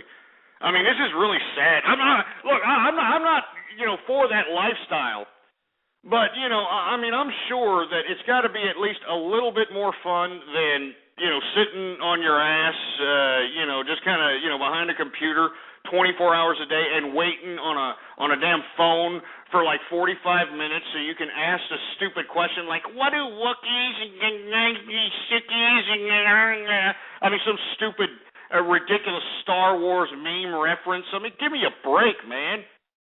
seriously, I'm not joking, man. If you find yourself a complete loser, I mean, do something else. Do something that's going to make you have, some kind of joy in life, man. I mean, why live if you're just going to be a useless waste of flesh? Why don't you do something that's going to make you feel good? At least drink. Do some drugs or something. I mean, I'm not advocating narcotic intake, all right? I mean, let me underscore that really fast. But Jesus Christ, I mean, look at all the, instability in the world. You got all kinds of things happening, earthquakes and all this other crap. Why don't you just go out and have a good time, I mean, good God. Anyway, we're already 15 minutes into the second hour of the True Capitalist Radio broadcast. And, of course, I am your host, the man they call Ghost, and I want to thank you for tuning in with me. Let me go ahead and take this next call. Hey, Brandon Thorpe, what's going on, man? You there? Hello, can you hear me? What's going on? Can you hear me? Yeah. Yeah, I can hear you. All right. Well, I'm a frequent caller. Not a caller, I should say, a listener. All right. You're cutting in and out, man. You're cutting in and out. Oh, sorry. Should I turn my mic down? Up? No, go ahead. You're there. You're good. Okay. Well, basically, I've been listening to a few of your, the trolls, they like to call them. Yeah? Yeah, I'm listening. Go ahead. Yeah, okay. Well, I've been listening to a few of them, and I just can't understand, because I'm from England and I don't really get offended by anything. So I'm just wondering why you get offended. Why do I get offended by what? By people calling you Alex Jones or ringing up. Well, the reason I don't like being called Alex Jones is because that individual is not advocating what I'm advocating. He's advocating chaos. He's advocating, all kinds of disorder. He's trying to be, the Joker from The Dark Knight. He's trying to cause all kinds of chaos, hyper-sensationalize a bunch of half-truths, so that, when everything goes into chaos, this idiot is going to be, the guy that everybody's going to look to as the Lord and Savior. You know what I mean? Yeah, but, I mean, have you seen him? I mean, he's quite good looking, isn't he? Yeah, well, you limeys like to do that, man. You're the guys that sold us, Boy George, for Christ's sake. What the hell is that about? Well, you bought it, we put it out the market. No. You sold it to us. He was a #1 charter before he even came here. Then he came here with that, you really want to hurt me? And then when they first introduced this guy, they didn't even know whether he was a guy or a chick. They thought it was like, maybe some flat-chested Madonna situation. And you're going to sit over here and say we bought it? What about Elton John? What about George Michael, for Christ's sake? George Michael was in an George Michael was in an L.A. Park bathroom getting caught servicing glory holes. Do you understand that? That is a fact. So, what gives? It's no wonder why you think Alex Jones is such a, good-looking, portly man. Hey, listen, right? You sold us Justin Bieber and Hannah Montana. Explain that, Ghost. Explain that. You know what? Capitalism, baby. That's all I can say. You know what I mean? I mean, there's a lot of kids in America. I mean, are you looking at America lately? I mean, we're procreating like it's going out of style. Women are shitting out kids, 5 or 6 of them at a time. They're just shitting them out like a damn, manufacturing garbage disposal. And as a result, there's a big market for children's, attire or children's propaganda. So, hey, to each their own. I mean, I don't see anything wrong with that. But I do see something wrong when, you got the 80s. Everything was going great until, the British invasion with their fruit boldness and their, prehistoric, feudalistic worshiping ways. They come over here and, fruit up America. Now America's so fruited out, for Christ's sake, we don't know whether males or females or males or they don't know. We don't know what the hell's going on. And this is why I take personal offense when I get limeys in here trying to talk garbage either towards capitalism or America, when we are still sitting here actually talking to you limeys, when you are worshiping a prehistoric man-made concept of monarchy. I mean, and for you to sit over here and say, the monarchy doesn't mean nothing. Well, then why are you paying for it? Why are you continuing to acknowledge it? They're not even the original bloodline. They're not even the original bloodline to Charlemagne. And you're going to sit over here and worship these, Austrian, Hungarian monarchs? I mean, that just goes to show you how stupid you Brits are. No, we do not buy into the monarchy, should I say. Well, about 90% of us hate the monarchy. You know what I mean? Well, then why are they there? Why are they still living in Buckingham Palace? Why are they still, traveling around in these Rolls Royces? Why are they still being paid for by these extravagant, garb and extravagant jewels? Why? Can you explain why y'all are just accepting this and continuing to eat your fish and chips like, no big deal? Hey, you do not bring fish and chips into this. All right, mister, that is going too far. Well, go ahead. Why aren't you going and saying, look, Queen, go out in your ass. Go into exile somewhere. As a society, Britain and England is too much of a pussy culture and society to do anything about it. Whereas like you're seeing in Libya now, big uprising. It's not a revolution, no. Big uprising. It's not a revolution, no. Would you call it? Well, I'm not advocating. Look, I'm not advocating revolution in your country. What I'm saying is there's a perfectly civil way to finally, tell this, Queen that look. Your little prehistoric primitive concept is no longer needed. We've taken care of, countless generations. And first of all, you're not even the damn lineage. I mean, you're King George's offspring. King George was the offspring of some, female that was given away to the Austrian-Hungarian Empire during, like, the day of King Arthur or some crap. And when you Limeys, beheaded King Charles II and put in Lord Cromwell realized, oh man, these Limeys are stupid. They really care about this about this monarch crap, and they had to put back in a monarch, and they couldn't find one, so they put in King George because he had 20% of the lineage of what the actual British Empire was based on. I mean, let's be honest, man. I mean, there is no basis for this royal family to be in power. There is no basis for us to be, oh, look, it's Prince William and Kate Middleton, April 29th. There's no reason for this, man. Yeah, I do agree with you in that sense. But still, it's another bank holiday, isn't it? So, look, I mean, I thank you for calling, man, Brandon, but seriously, what you need to realize is that you just need to oblige your parliamentary procedure. I think parliamentary procedure is a decent democratic system. Let's just eliminate the prehistoric concept of a queen and a king. I think it's stupid. I think it's silly. I think that we're, throwing ourselves back into the old world, for Christ's sake. This is the new world, damn it. This is the new world, not some old world primitive concept that laid humanity stagnant for 1,000 years. This is a new world where we're going in and we're dominating and we're going into never mind. We're going into things that you can't even imagine. I'm not going to sit over here and worship primitive concepts, for Christ's sake. You know what I'm saying? Piece of crap. Anyway, 646-652-4869 is the number to call here. I want to hear from you, folks. I mean, seriously, I want to hear from you. What do you think about this crap? Anyway. Let me go ahead. Goku, you there, man? No, he doesn't have his hand up yet, man. He's probably just listening to the show. Let me go on to another subject matter, shall we?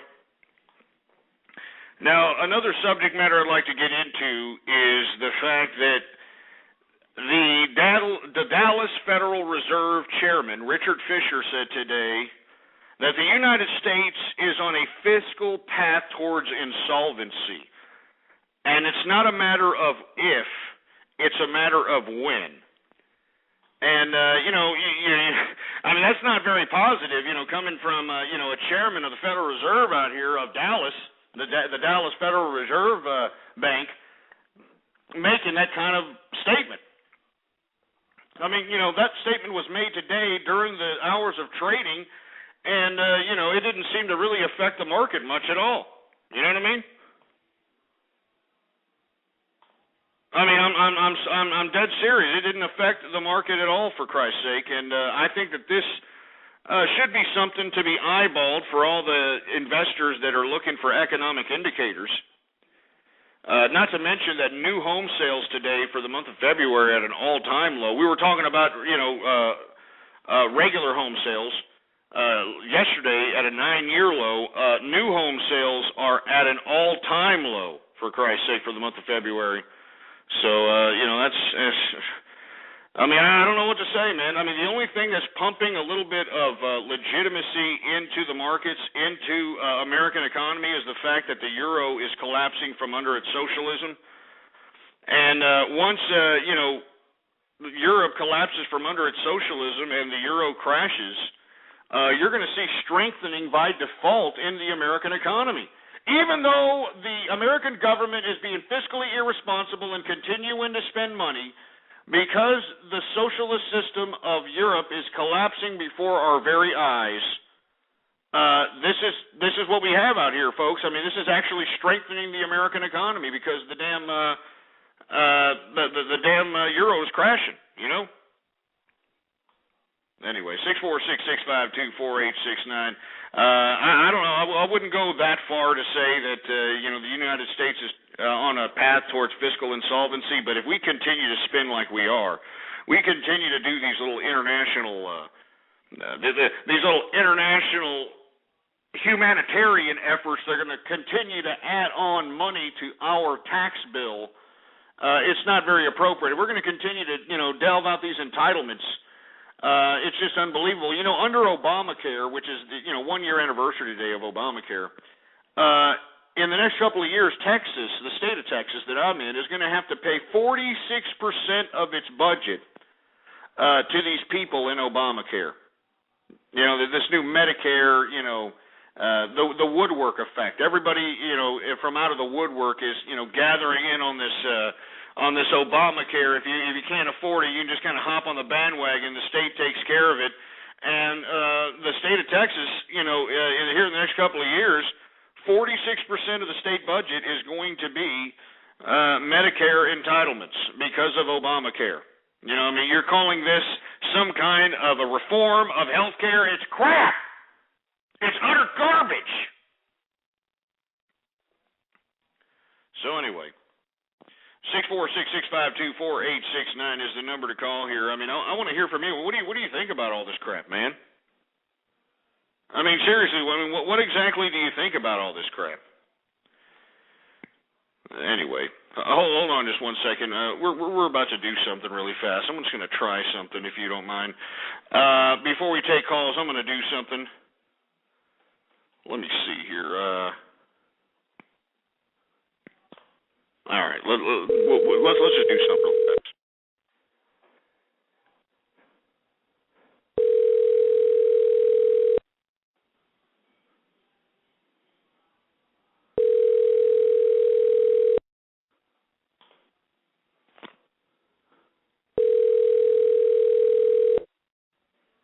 Hello. No one is available to take your call. Thank you for calling.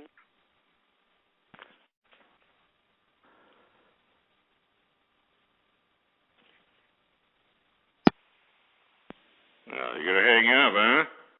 You going to hang up there, Maxta, huh? Yeah, we're riding that pedophile crap, huh?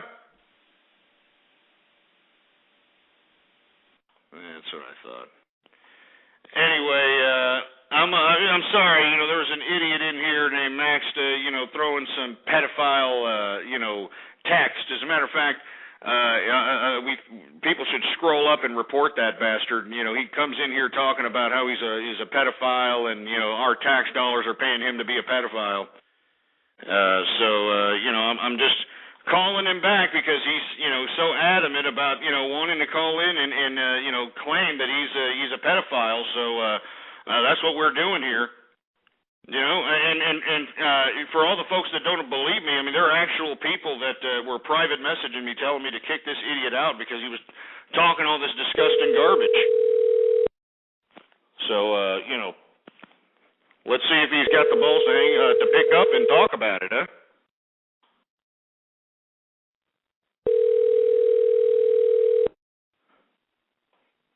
Hello?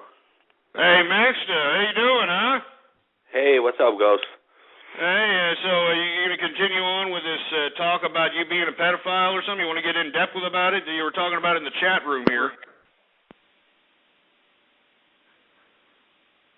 No?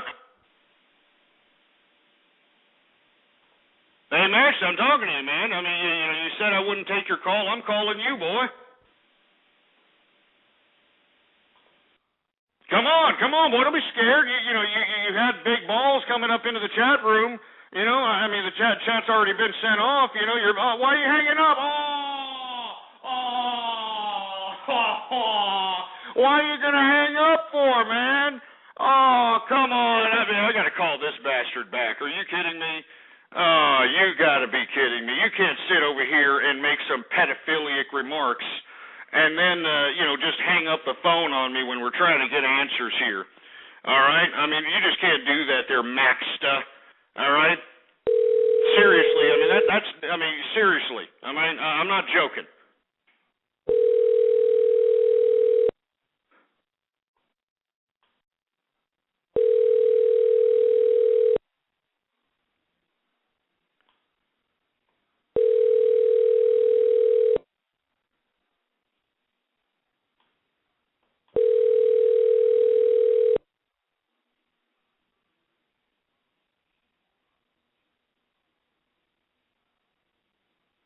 Oh, he hung up again.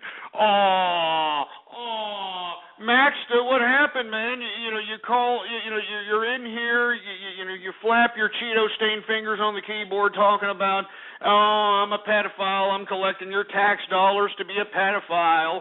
And now, there were a lot of people who witnessed it, folks. I mean, if you happen to be tuning in with me in the archive, I don't mean to be bringing this drama into the show. But this bastard, there were people who saw it. People private messaged me up and said, hey, why don't you, kick this guy out of the chat room? And we did. And not to mention that we kick him out, we called his ass. I think this idiot thought that I just forgot about this moron. But, you can't sit over here and make those types of statements and think that everything's going to be okay. You know what I'm saying? So I'm gonna call him right back because I'm not gonna take this crap. You're not gonna sit over here and use my show as a venue to kid around about child porn or about pedophilia. Do you understand what I'm saying? I'm not gonna take that crap. I'm sorry. I don't care who you are, you piece of crap.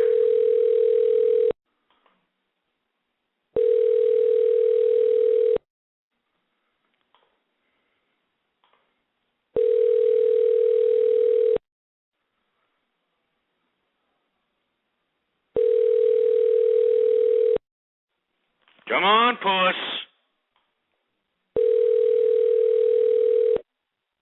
Come on, puss.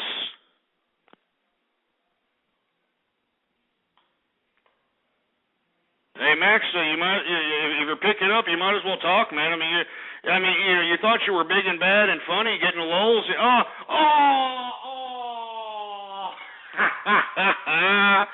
Woo, man. Oh, man. That's funny. Anyway, and Bobo, you're his friend, aren't you? Get this idiot out of here. Get him out! I find it funny that, this idiot can sit here and, talk about, pedophilia.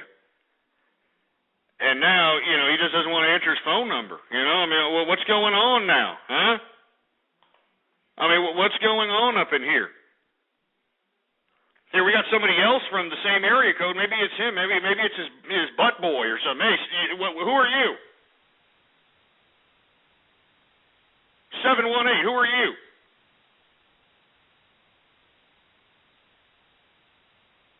Oh, what, you're going to be scared now, too? Well, you just got added to the list there, boy. All right, how you like them apples?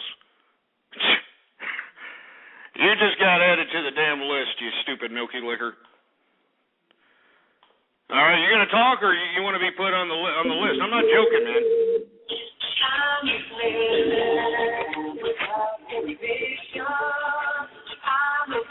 Yeah, you stupid, silly bastard. I don't know if that's Maxta, but it's the same area code, different number. I'm gonna make that separate. Maybe you're just a You're on hold there, but Max, you should be ashamed of yourself, man. Seriously, I'm gonna, maybe, hand over, what's going on here to some, authorities or something. We could just, talk about it, stop being a puss. I mean, you're so brave to talk about, being a pedophile and stuff like that. So, I mean, what I'm doing is just trying to give you a call back to, basically, elaborate on what you meant. Everybody in the chat room saw you there, you milky liquor. This is very serious. All right, man, this is very, very serious here.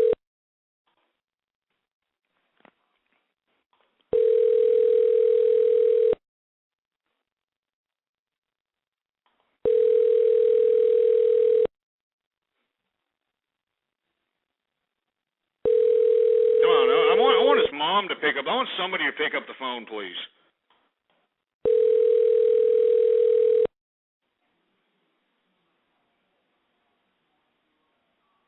Oh, what a puss. Look at him. He just hung up again. Look at him. Look at him. You piece of garbage. Anyway, folks, I didn't mean for that drama to, meld over here into the show, folks, but I'm not going to sit here and listen to some damn idiot even joke around about how he's using our tax dollars. And that's what he said in the chat room, folks. He said that he's using our tax dollars to be a pedophile or something to that effect. I had private messages, from a variety of different members. I'm not going to say who they are that are listening in now, that told me to kick him out of the room. We kicked him out of the room. After we kicked him out of the room, we decided to give him a random call because that really disturbed me, folks. Do you understand what I'm saying? I do not appreciate anybody who's going to even joke around about, doing anything kind of sexually exploitive to any children. And I don't care, if he was trying to do it for shock value. I don't care what it was for. But, now that he's called out on it, now that we're literally calling his home and, telling him to elaborate on what he was, getting to here in the chat room, all of a sudden he's getting a little scared. He's getting a little scared. Anyway. 646-652-4869. We talked about how the Dallas Federal Reserve Chairman Richard Fisher is saying that the United States is on a fiscal path towards insolvency. That could be an economic indicator for folks that are invested in certain stocks. Maybe you need to look at your positions, reevaluate what's going on. The only reason I'm putting that out there is because this is a very central figure in the banking system. This is a chairman of the Federal Reserve Bank in Dallas, and if anybody knows how to forecast an outlook, it's this guy, or at least somebody working within the monetary system. Anyway, Japan, folks. I know that we can continue to talk about Japan. I mean, these poor folks out here. Not only do they have to deal with the earthquake, and not only do they have to deal with the tsunami, but now they have to deal with this radioactive fallout that's not only getting in the air. It's not only getting into the air, but it's also getting into their food, and today it came out that it's in their drinking water. And a call came out today by the government of Japan prohibiting small children from consuming the drinking water in Japan because of high radioactive levels in the water itself. I think this is just becoming more and more of a disaster as days go by. I mean, I don't know what the implications are for all this. I think it's just unbelievable that one country can be afflicted with so much devastation. There's actual radioactive fallout in the water today. And the Japanese government has announced that anyone who is of I think under the age of 2 or 3, I think small children is what they generally said, are advised not to drink the water. But, of course, if you're an older person, you can probably take it. They said don't worry about it. If you're an adult, you can go ahead and drink the radioactive water. Don't worry about it. I mean, this is just horrible, man. This is why you can't trust these damn governments, man. You can't trust them. Because let's say you get afflicted by something the government said, that you did what the government said, like those poor first responders in 9/11. when the government said, hey, don't worry about it, all that stuff in the air, no problem. You just go in there. There's no health risk. Now, they're lucky. The first responders are lucky. Take a drink here. I'm sorry, I'm getting choked up. The first responders are lucky that enough of the American people made a ruckus in the government for them to get allocated funds so that they can pay for their health costs. They had to fight for this to prove that there was actually something wrong in Ground Zero. Now, the thing about it is they can't sue the government, folks. The first responders, even though they're coughing up, chunks of red, bloody, I've just heard so much bad stories from the first responder stories that, I can't believe that the government can sit here, and especially Whitman, that Todd Whitman broad, who was the head of the EPA, I believe, and said that it was just completely okay for these first responders to go out there without any kind of protective gear, without any kind of breathing masks, even though all the federal bureaucrats that were out there, according to the first responders, every federal bureaucrat was head to toe in hazmat suits, in masks, the whole 9 yards. But, the first responders, they were, just like everybody else would be, taken back by the, human devastation. And they went in there and tried to save lives, and they were told that everything was okay. Now, after all these years of suffering, you got a lot of people dying. As a matter of fact, most of the police dogs that, or the search and rescue dogs that were in 9/11 died of weird, freaked out ailments. There's just a lot of disturbing medical conditions coming out of this particular event. And you see, our government said it was okay. And these poor people cannot sue the government. You cannot sue the government. This is why I keep telling you folks, I would much prefer to have private enterprise have rule and control over our lives as opposed to some despicable, disgusting, unaccountable, pathetic, autocratic government. Because at least when the private enterprise does business and they do wrong, they got to pay somebody. They have to provide some kind of compensation for somebody. The government doesn't have to do jack. The poor Tuskegee airmen that got injected with syphilis just barely got an apology like 5 or 10 years ago, for Christ's sake, and that crap happened over about 85, 90 years, whatever it was. Do you understand what I'm saying here, folks? I do not trust this government, because this government is just doing whatever it will want to do because we as the people aren't holding this government accountable. We're not voting in appropriate statesmen that are going to hold our interest at hand. Haven't you noticed that every time you elect these bureaucrats, especially these fucking Democrats, excuse my French, but especially these freaking liberals, whenever they get in, they say one thing, how they're going to, tax the rich, feed the poor, and we're going to get, they talk all this, hold my hand, sing kumbaya horse crap. And then when they finally get there, they do the complete opposite. They screw everybody. They tax everybody. They create more bureaucracy. They create more laws. They create more bureaucratic systems. They create more and more garbage. And then when you are afflicted by this, like let's say you're afflicted by any way of the government makes you lose money as a private interest because, you're a little, I don't know, some stupid bureaucracy doesn't meet to the code of this, or it doesn't meet to the code of that. You know how these bureaucrats are when you have to sit here and conduct business as an independent business person. You are at the whim of these bureaucrats that are getting paid to make sure to pick apart your pocketbook so that they can fund their bureaucratic institution. You understand? The same goes for the police, man. The same goes for the cops. All right? I know everybody's like out here, the cops are great, the cops are this. Let me tell you something. If I get robbed or if something happens to me in my home, I'm not calling the cops. Are you kidding me? I'm not calling the cops at all. I'm calling, some down-ass OGs that are willing to do some gangster stuff. We're taking a few of our pieces of artillery, and we're going out and we're taking care of business ourselves.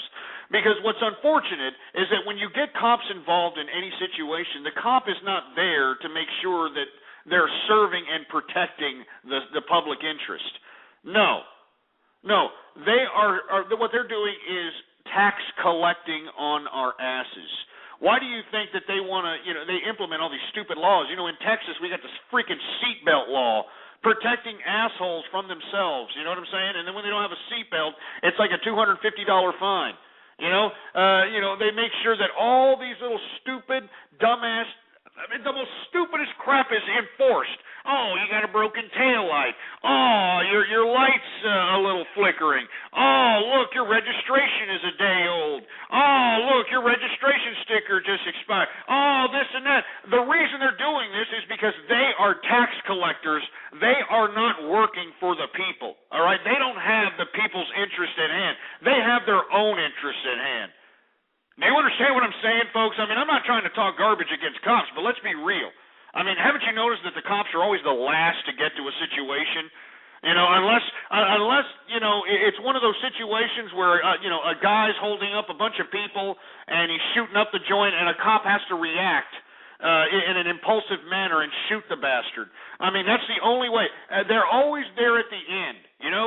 They're always there at the end when, everybody's dead on the floor bleeding, or, somebody's been raped already, or, there's already been a robbery, or the person, it's stupid. It's utterly stupid. You know what I'm saying?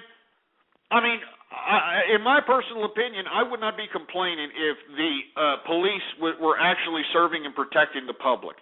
If they were actually out here putting away the derelicts, and the assholes that rob people, the assholes that burglarize from people, the assholes who jeopardize the integrity of private property. You know what I'm saying? I mean, no BS, for Christ's sake. This is what we should be implementing out here. We should be implementing the safety of society. But what are these assholes doing? Let me tell you something, folks, and I know nobody will ever tell you this, but I'll say it because I'm a capitalist. These little tickets that these goddamn cops write all the time, speeding tickets, seatbelt tickets, broken taillight tickets, just tickets for anything, jaywalking, whatever. I mean, they have a whole slew of laws that they can throw at you. And all they're doing is tax collecting. It is the biggest form of indirect taxation on capitalists on the face of the planet. I mean, I do not respect the police. I'm sorry, all right? I just don't. I mean, you could sit over here and say, that's sad. Hey, my tax dollars are paying them.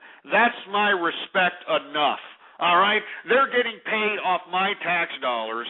They're getting paid off of pensions that are funded off of my taxes. All right, so they should be happy that, first of all, I'm an owner of a property.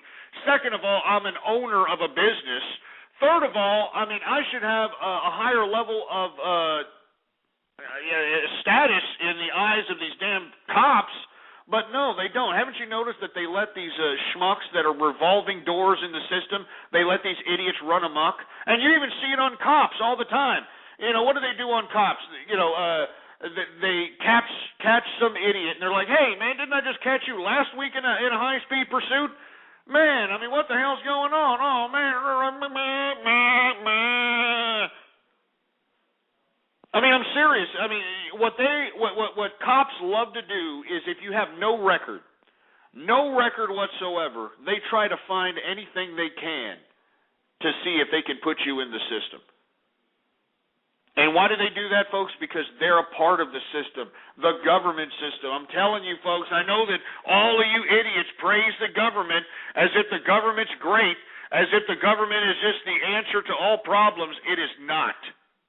All right? It is not. And like I've always said, private enterprise isn't perfect. You're going to have your, unfortunate incidences in the process of capitalist evolution. But remember, folks, at least you have legal recourse in capitalism. And that's the whole purpose of doing business. You have to have a legal system that can arbitrate certain situations of this nature. But if the government is the one implementing, the wrong on you, or a death on you, or an injury on you, you cannot sue the government. Bottom line, you cannot sue the government. So that's why I'm saying, folks, this is serious business. Now, people can say, oh, well, Ghost, you can sue the cops.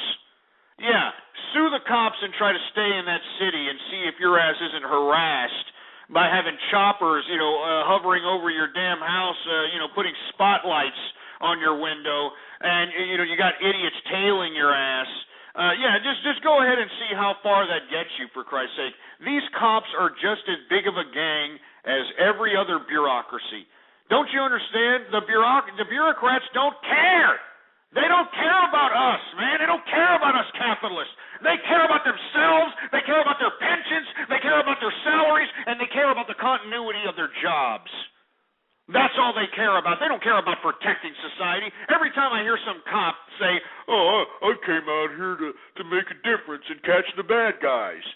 And I'm just waiting for one asshole in one of these interviews, all right? In one of these interviews finally say, well, you say you catch the bad guys. Who are the bad guys? And, of course, they're going to say, oh, the drug dealers and the drug users and the robbers and this and that.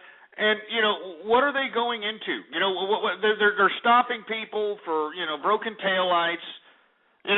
Just look at an episode of Cops, folks. It's a perfect showing of all of you. Don't look at it in the perspective of, oh, man, look at this guy. He running from the police, baby. Look at he running from the police, baby, yeah.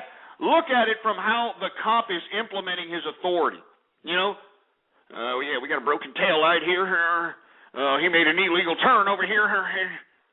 And you see, just because he has a hunch, just because a cop for some reason feels like this car is for some reason, able to be pulled over, he pulls them over. And let me tell you, once you're pulled over by a cop, folks, they don't let you go. They try to find every stupid little thing. They'll even make up laws, believe it or not. They'll even make crap up. And they hope that you don't show up to court so that, they don't have to show up and defend that ridiculous made-up law they pulled out of their ass. And they hope that you just pay the ticket and go, and just go away. But if you actually take some of these damn ridiculous, pathetic tickets to court, you'll realize that some of these tickets, all right, some of these tickets are just complete and utter bullshit. I'm sorry to, use a vulgar language here, but it's just complete and utter crap. And this is why I'm saying, folks, private enterprise should have more of an influence of our lives. You know what is a good movie? A good movie of private enterprise, RoboCop. Yeah. RoboCop is a perfect example of what's going to happen if we don't rectify private enterprise intermixing with government. That's what's going to happen. You're going to have the cops sitting over here saying, oh, we're going to go on strike. We're going to go on strike because you don't care about us. And then, you got some private enterprise coming in and saying, well, you know what, we'll cost-effectively run the streets by putting a robot out here, a biomechanical robot to go out here and, kick some ass and serve and protect, the public, protect private property. You know what I'm saying? I'm serious. Watch RoboCop and RoboCop 2. RoboCop 3 sucked. But seriously, watch those things, and it's a view into the future, man. And, once OCP, which is the corporation in RoboCop, whenever they screw up, what do they talk about? What do they talk about? How much is it going to cost us, Johnson? How much is this going to cost us? Because they know that they have to pay people off. They're not the government. You understand that? OCP's not the government. The government just can get away with whatever the hell they want. Why do you think these bureaucrats love being in power for so long? They can get away with murder. They're above the law. This is why when OCP screws up with that Ed 209 and all this other crap, the CEO's talking about, hey, how much is this going to cost us, Johnson? Because they're going to have to settle out of court everybody that was afflicted damage because of their stupid machine. And you see, that's the difference between private enterprise and government. And that's why I would much prefer to have private enterprise have more of an influence, because if private enterprise screws up with us, we can at least go out and get some cash. You know, and I'm not saying cash is the answer to everything, but folks, I would much prefer being compensated through a monetary or a reward, as opposed to just getting an "I'm sorry" from the government, because that's what they do. When the government screws you, you know, when they put you in some kind of scientific experiment without you knowing, all you get is a "I'm sorry." Here's $1,000, sorry, and you'll get that 30 or 40 years later, you know, or 50 years later. You may not even get that. Your dependents will get that. You know, it's sick, man. It's sick. This is why I keep telling you folks, capitalists have to take power. We have to, implement our authority here. Now is the time. We need to, internationalize capitalism. We need to let everybody know that capitalism is the purest form of social order that allows people to appease every appetite and desire that they wish. And, of course, the road to the individual is a bumpy one, but it's a hell of a lot better than having, some ridiculous peasant-filled life that is given to us by some bureaucratic government. Man, some good scotch. Anyway, folks, 646-652-4869 is the number to call here. We're about to approach the third hour of the True Capitalist Radio broadcast. This is episode number 50, folks, and, of course, I am your host, the man they call Ghost. And once again, folks, I want to thank everybody for tuning in with me. We've just kind of got off keister in this broadcast, folks. I want to tell everybody I'm sorry. I know that, I'm kind of going back and forth. I'm saying a lot of things. I'm making a lot of points here. But I am serious about this capitalist, folks. Give me capitalism or give me death. This is why, folks, I am going to start a social networking site that is dedicated wholeheartedly to capitalism. And to join this social networking site, you've got to apply for it, all right?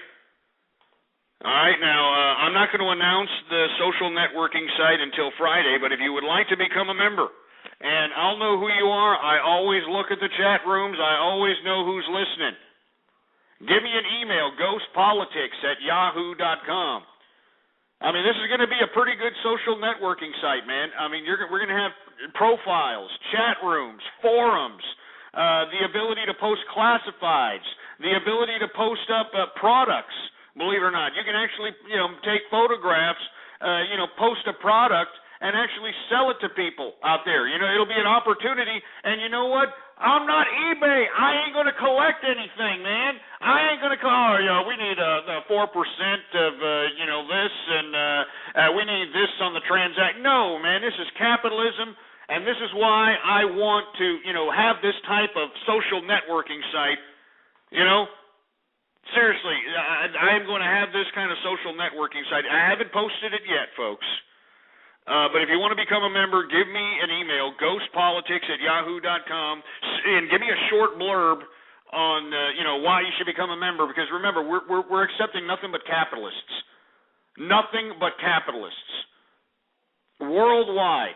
Even if you're living in a communist country, even if you're living in a country that is not favorable to capitalism, you can still be a capitalist. We're going to help you. This social networking site is going to be a key in connecting capitalists worldwide together so that we can act in concert. You know what I mean? So we can act in concert and actually start asserting capitalist authority worldwide. Now, how do we do that, folks? I'm not talking about getting militant. I'm not talking about going out there taking up arms. Remember, we're capitalists, man. All we got to do, if none of these governments want to oblige our wishes, if they're not going to listen to us, well, then why don't we just start not investing in their treasuries? Why don't we just pull out of their damn treasuries? Huh? Why don't we pull out of some of these damn stocks that, the government invested in? Why don't we start, asserting our authority as capitalists? Why don't we, just sell off our business and start laying off people and see, how the governments like it then? I'm not joking, man. This is how, we're going to have to fight the fight worldwide. Because I refuse to sit here and allow these damn bureaucratic governments to continue to overregulate our asses. I will say this, and I will continue to say this to the day I die. I would much prefer to have private enterprise have an influence over our lives as opposed to these bureaucratic governments that has done nothing but cause strife, disparity, distress, just the most disgusting things imaginable. There has never been a government institution that has done anything positive for the people. The only purpose the government should have is to implement the protection of property, the implementation of the rule of law. All right? And in basic services, but, I'm even questioning that because, once you talk about basic services like roads and, the things that, we take advantage of, the parks and all this other crap, these liberals hop on those loosely phrased languages in these statements and run with it, man. They run with it. They use it as a justification to spendthrift like it's going out of style, man. They run with it. Unbelievable. Anyway, we are in the third hour of the True Capitalist radio broadcast, and of course, I am your host, the man they call Ghost. And once again, folks, I want to thank you for tuning in with me. If you could please retweet the broadcast and just send everybody to blogtalkradio.com/ghost. All right? blogtalkradio.com/ghost. And once again, folks, I hate to keep reiterating this, but I'm dead serious. I am dead serious about making a social networking site. And believe me, I'm doing this all on my own little, kind of hobby-like budget, I'm not joking, a little hobby-like budget. And but let me tell you, this social networking site is not going to be a joke. It's going to have all kinds of cool stuff on it, man. I'm really kind of excited about it. I've actually tinkered around with it a little bit. It's unbelievable. It's got everything you can imagine a social networking site to have. Forum posts, chat rooms, Jesus Christ, the ability to email, instant message. You got instant messaging capabilities. You got statuses. You got, what the hell else you got? There's so much, classifieds, the ability to sell products on your profile, the ability to integrate your PayPal and your, checkout to go accounts with these damn sales, for Christ's sake. It's not a joke, man. This is going to be a serious deal that I'm doing here. This is going to be a serious social networking site. That's why I have to manually approve everyone that potentially wants to join, because I'm serious about this. I want capitalists, and what makes you a capitalist? All you've got to do is have a job, all right? And it doesn't matter what you do for a living. It doesn't matter what you do for a living, just as long as you're paying taxes and you're not collecting anything from the American government or the American taxpayer, all right?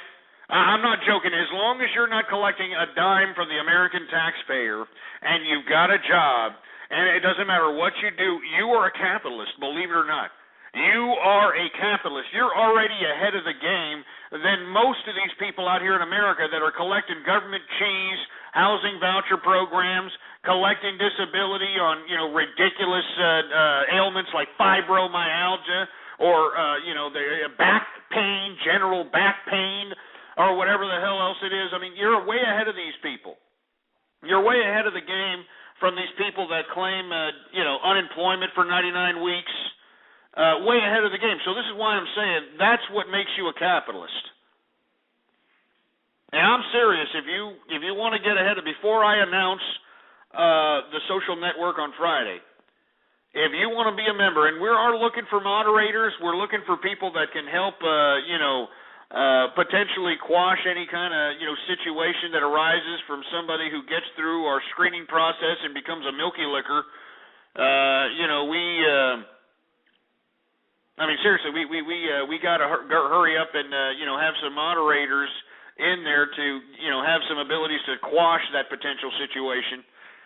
But I'm as serious as a heart attack when it comes to this, folks. So if you're serious, you want to join a new concept, a social networking site completely dedicated to the capitalist, you give me an email, ghostpolitics, all one word, no underscores, ghostpolitics@yahoo.com. Give me a short blurb on why you should, be a member. Just, tell me, hey, I work, I don't collect tax dollars, and I'm a capitalist. I mean, I pay taxes, Simple as that. Anyway, folks, I'm going to go ahead and move on to the next subject matter. We were talking a little bit about, how Japan is warning of high radioactive levels in the drinking water. And how this is not, this is not getting funny. This is getting really serious out there in Japan. And this is not looking good towards nuclear energy, even though nuclear energy is the only source of energy that can supply us with the amount of energy needed for our high energy demanding society. We always have to charge our little smartphones. Haven't you noticed those damn things can't keep a charge, we have to charge our laptops. We got to put in, our plasma screens and our, big speakers and our nice integral lights. And, we have all this energy, not to mention that we've got a population that is continuing to grow. This is why nuclear energy, believe it or not, even though that it has caused this tremendous devastation, you've still got people arguing for it. And the reason is because it supplies enough energy for our ever-demanding energy needs. And believe me, we all use energy like a mofo. And if you don't believe me, you're on the internet, man. You're on the internet, and to get on the internet, there's a lot of energy there. There's a lot of energy that needs to be generated to power up these computers, to power up the servers that connect us all together, to feed the bandwidth throughout the fiber optic networks that make up the internet. A lot of power out here, and it's unfortunate that, the side effects of nuclear energy, we're seeing it, unfortunately, firsthand here in Japan. It's just disgusting. It's horrible. I mean, man, you're talking about the trifecta of devastation, man. I mean, that is just horrible. Horrible, horrible, horrible. But now they got radioactive levels in their drinking water, high radioactive levels, and, they have advised young children not to drink the water. But of course they said that if you're an older person, it's no problem. I don't know. I don't know the logic there, but that's what they said, Anyway, let's continue on, shall we? Of course, this Middle East unrest, folks, it continues to spread around. Like I've said, since the beginning of this whole Middle Eastern unrest happened in Bahrain and Egypt, I said that this is a recipe for disaster. And if you don't believe me, you can look back in the archive, blogtalkradio.com/ghost. Take a look back in January, February episodes. I prognosticated that this was just going to spread. It was going to spread around everywhere. And it has, folks. I mean, Yemen is on the verge of overthrow. You've got Syria on the same level, on the verge of overthrow. Syria today, the Syrian Authority, Assad's little bureaucracy, killed 15 anti-government protesters today. Yeah, I'm serious. I mean, this is not a joke. This Middle Eastern unrest, now that Obama signed off on this multilateral front of the United Nations bombing the hell out of Libya to supposedly help the rebel factions, has inspired all these damn Arab countries to rise up in hopes that the United Nations will protect them when they try to overthrow their governments. I mean, it's just a disgusting precedent that we made here, and I don't foresee it, getting any better. I don't foresee it getting any better whatsoever. And I'm not trying to be a hyper-sensationalist here, but I just don't see it. I mean, I know there's a lot of optimists out there, but, let's be real. I mean, seriously, let's be freaking real here, all right? I mean, it ain't looking good. And you know what, folks? I always try to tell people to make money off these situations. And I've always been long on this ETF. OIL is the ETF, folks. It's in the True Capitalist portfolio. Before all these hikes in oil started implementing themselves, I was bullish on this particular ETF, which is similar to a stock. You can buy it and invest in it. All right, it was $23.90 on February 22nd. $23.90 on February 22nd. Folks, today it is $27.88. All right, 16.65% on your money. And let me tell you, I'm still bullish on that. I mean, just imagine when these damn, I hope it doesn't happen. But the oil prices are going to get higher. It's just how high are they going to get? But just imagine if you're looking at these options chains that are out here, and just imagine that some of these options chains are looking at barrels of oil in May going up to $200 a barrel. You know, and if that happens, I mean, don't you want to get some of that capital while at the same time being take it at the pocketbook at the pump? Well, folks, I mean, in my personal opinion, I think this is a decent investment. Jim Rogers is insanely bullish. He's an international investor. He's insanely bullish on this particular ETF. And I am also, folks. I mean, like I said, you would have been up 16.65% if you would have taken our advice on February 22nd on OIL, and I still think that we're due for some more increases on that particular ETF because the oil prices aren't going down, in my view. Anyway, before I move on, I also wanted to highlight my other pick that is just, I mean, it's making more money than Bernie Madoff, and Bernie Madoff was a pyramid scandalous scumbag. Symbol COKE, Coke. That's right, baby, Coke. I was bullish on Coke February 4th at $53.16. Today it closed out at $65.26, baby. Do you want to know how much that is? You want to know how much that is? That is 22.76% on your goddamn money, for Christ's sake. Woo, man.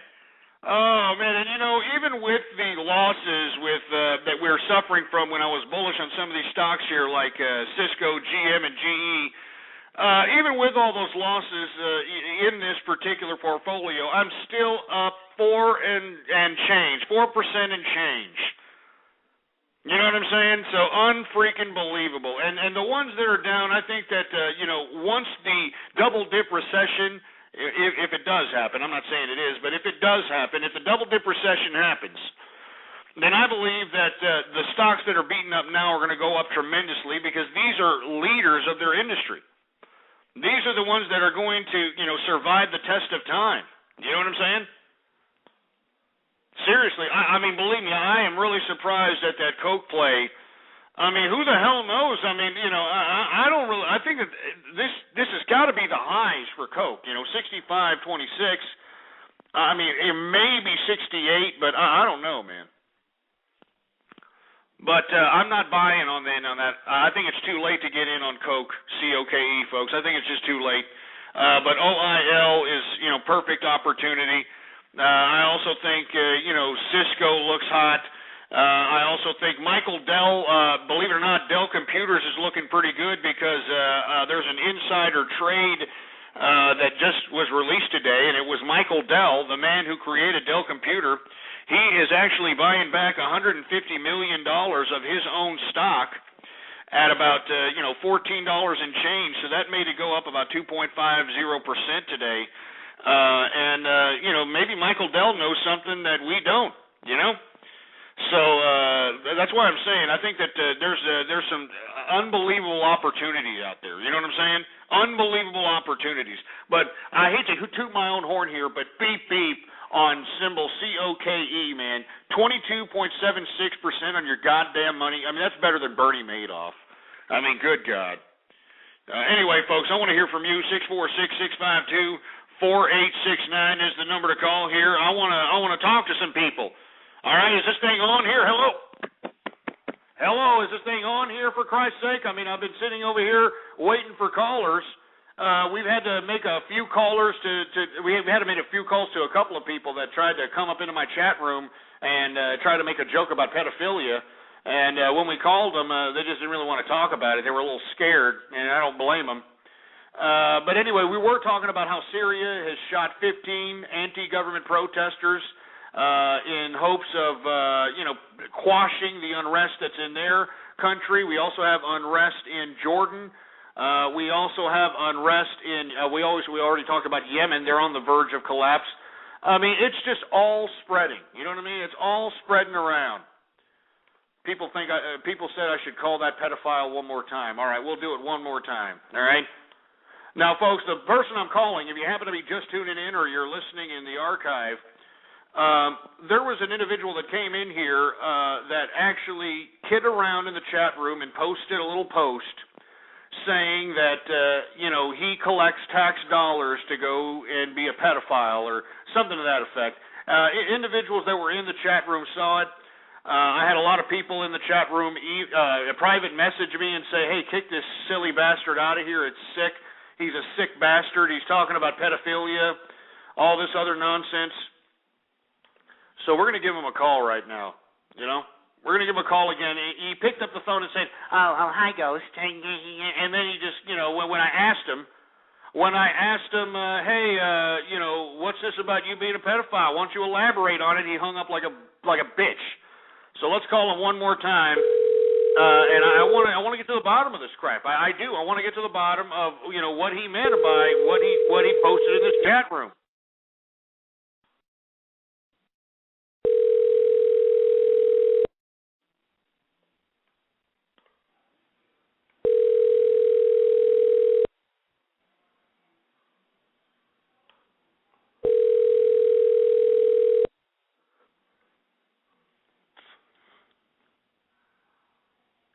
Yep.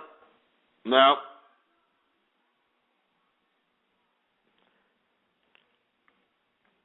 Come on, we know you're there. Why don't you say, oh, he hung up.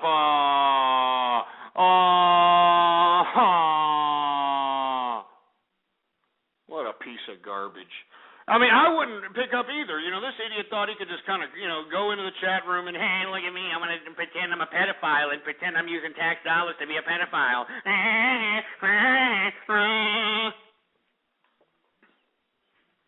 Puss.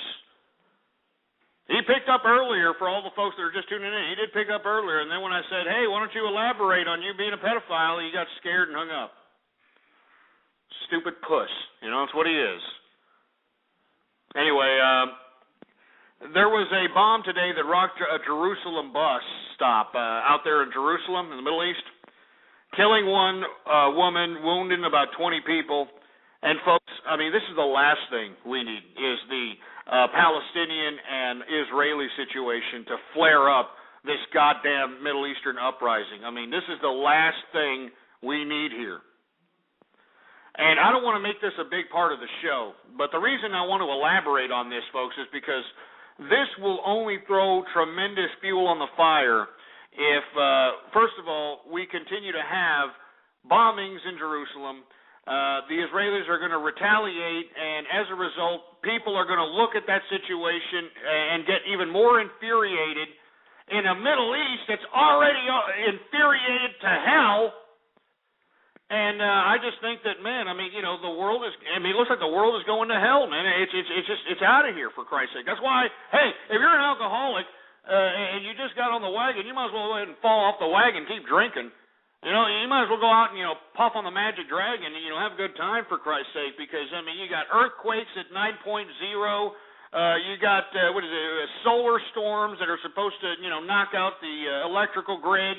You got, tsunamis. You got, unbelievable Category 5 hurricanes.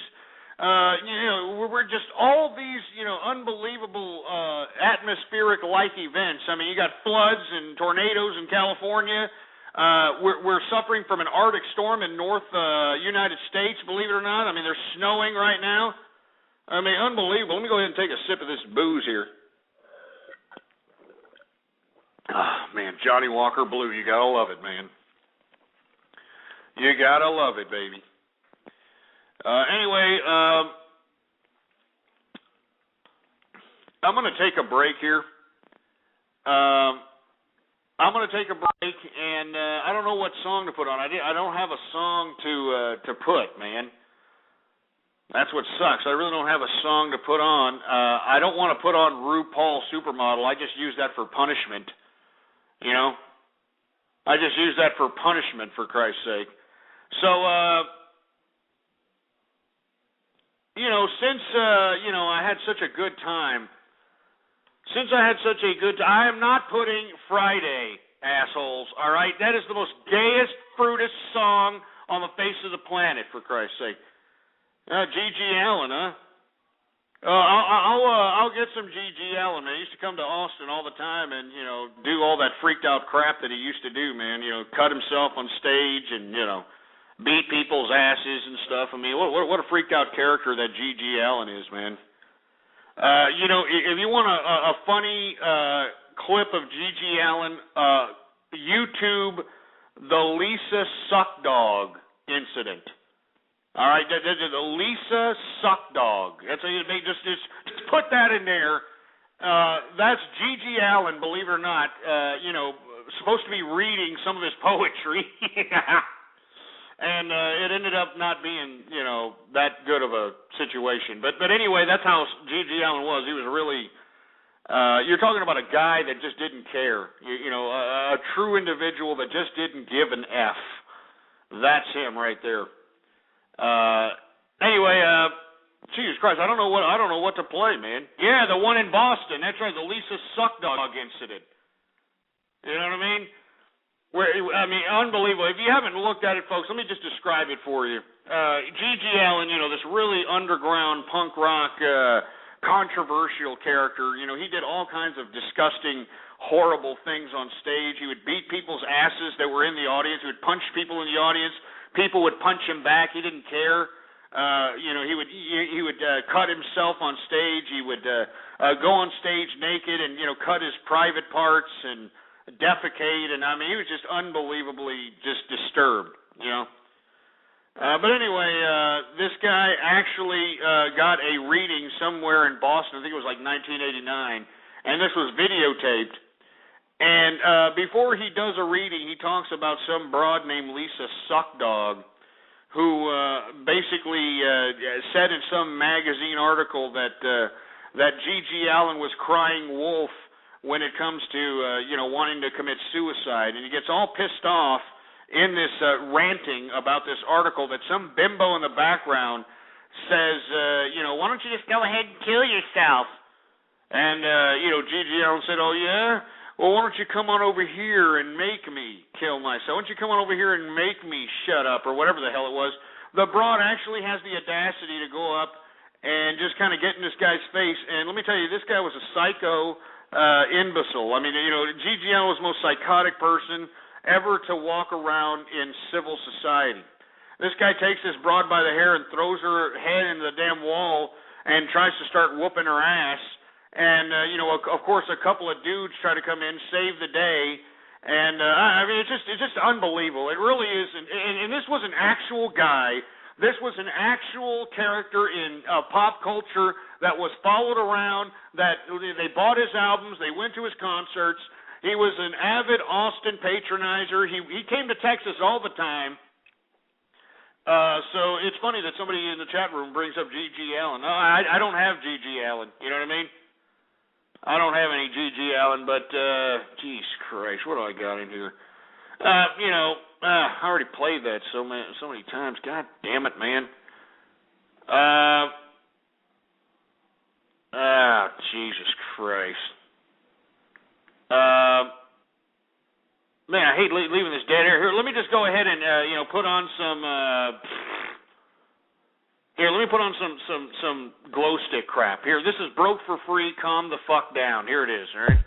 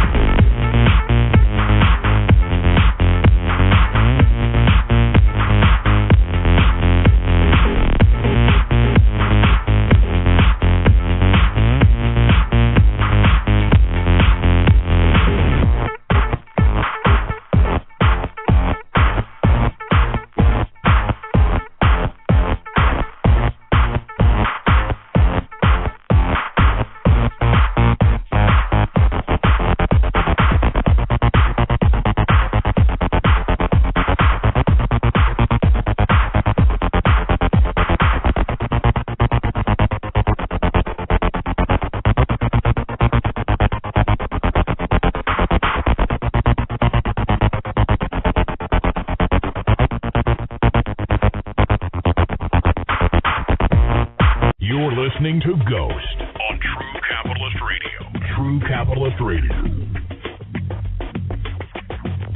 All right, man, we're back. Just had to take a quick break, for Christ's sake. You know what I'm saying? I just had to take a quick break. That right there was off the Creative Commons license there, folks. That was broke for free. Calm the F down for all the folks that really appreciated that. Anyway, folks, let me go ahead and move on with the show, shall we? We already talked a little bit about how we don't want to see any more violence out there happening in Jerusalem or in Palestine, because this would just infuriate an already pissed-off Muslim and Arabic populace. And, I'm just afraid that we're going to go back to these stupid, dumb, ridiculous religious wars. And that's not something I really want to go through, to be honest with you. I really don't want to go through a bunch of primitive religious wars, and religious doctrines that were written by a bunch of sand people that were a bunch of nomadic, nomads that just, justified certain things because, that's just the way it was at the time. I mean, we're in a new age, we're in a new world where we don't have to look at such primitive concepts to justify certain indiscretions or certain contradictions or certain whatever. It is what it is. All right? And the sooner you start realizing that that's how you need to start viewing things, the better off you be. I mean, haven't you noticed that all these people that go out and pray and do all this, pious, religious worship, they're always afflicted with the most pain. They're always begging for something new every week. Oh, this and oh, that. I mean, look, it is what it is, just get up and live life, and, life's going to throw you curveballs. Life's going to, throw you obstacles. That's just the way it is. We're going to be sad. We're going to be happy. We're going to be mad. We just got to get up and deal with it, for Christ's sake, and stop being a bunch of little pussy-whipped bastards that looking like we had the absolute pussification of America implemented on us. I mean, I'm serious, man. Anyway, folks, 646-652-4869. I want to talk a little bit about this Barry Bonds situation. No, before we get to Barry Bonds, I want to get to Russell Simmons. Now, I know I keep bringing this bastard up, but the reason I keep bringing him up is because I'm sick of this loser. I really don't like Russell Simmons. Here's a guy who's putting out a book, teaching that I am a yogi, and I believe in Hindu, and everybody can be rich, and he's just selling this load of new age crap, trying to look like he's a holier than thou jerk off, claiming that he's such a peaceful man and all this other crap. Meanwhile, he has exploited the strife of his own people to get himself into his position. Now look, I mean, I'm not hating on Russell Simmons for exploiting the strife of his people, but don't sit over here and be a contradiction asshole and sit over here and say, I'm a peaceful guy and I'm a Hindu and all that crap. All right? Well, the reason I bring up Russell Simmons is because his little, Russ card, he said, Russell Simmons Russ card. Yeah, I'm Russell Simmons. I got a list like this, and you can go out and get yourself a Russ card and get yourself the American dream. Have you seen that commercial with this silly lispy bastard? Huh? Yeah, if you got the American Russ card, you can have yourself the American dream. You just think, you know what I'm saying? Give me a break, man. $9.95 first of all a month to use this idiot Rush card, all right, and then you got deposit fees, you got all kinds of fees going on. I mean, it's a similar card to the Kim Kardashian situation. So instead of actually hooking up his people with actual financial advice, like, hey, this is how I started my corporation. This is how I got funding for my, Def Jam Records. Hey, this is how I got, the music industry to buy this, or this is how I started Def Jam Comedy or Def Comedy Jams. This is how I did this. You know, no, you know what he's doing to his people? Here, we're going to sell you the image that you people are supposed to be like, and at the same time, when you're already financially destitute and all you're relying on is a government check, here's a rough card. Here's a little rough card so you can put your little government checks in so I can get $9.95 a month. And I can get a fee for you depositing your money, and I can get a fee for the transaction fee, and I can get a fee for this, and then shut up.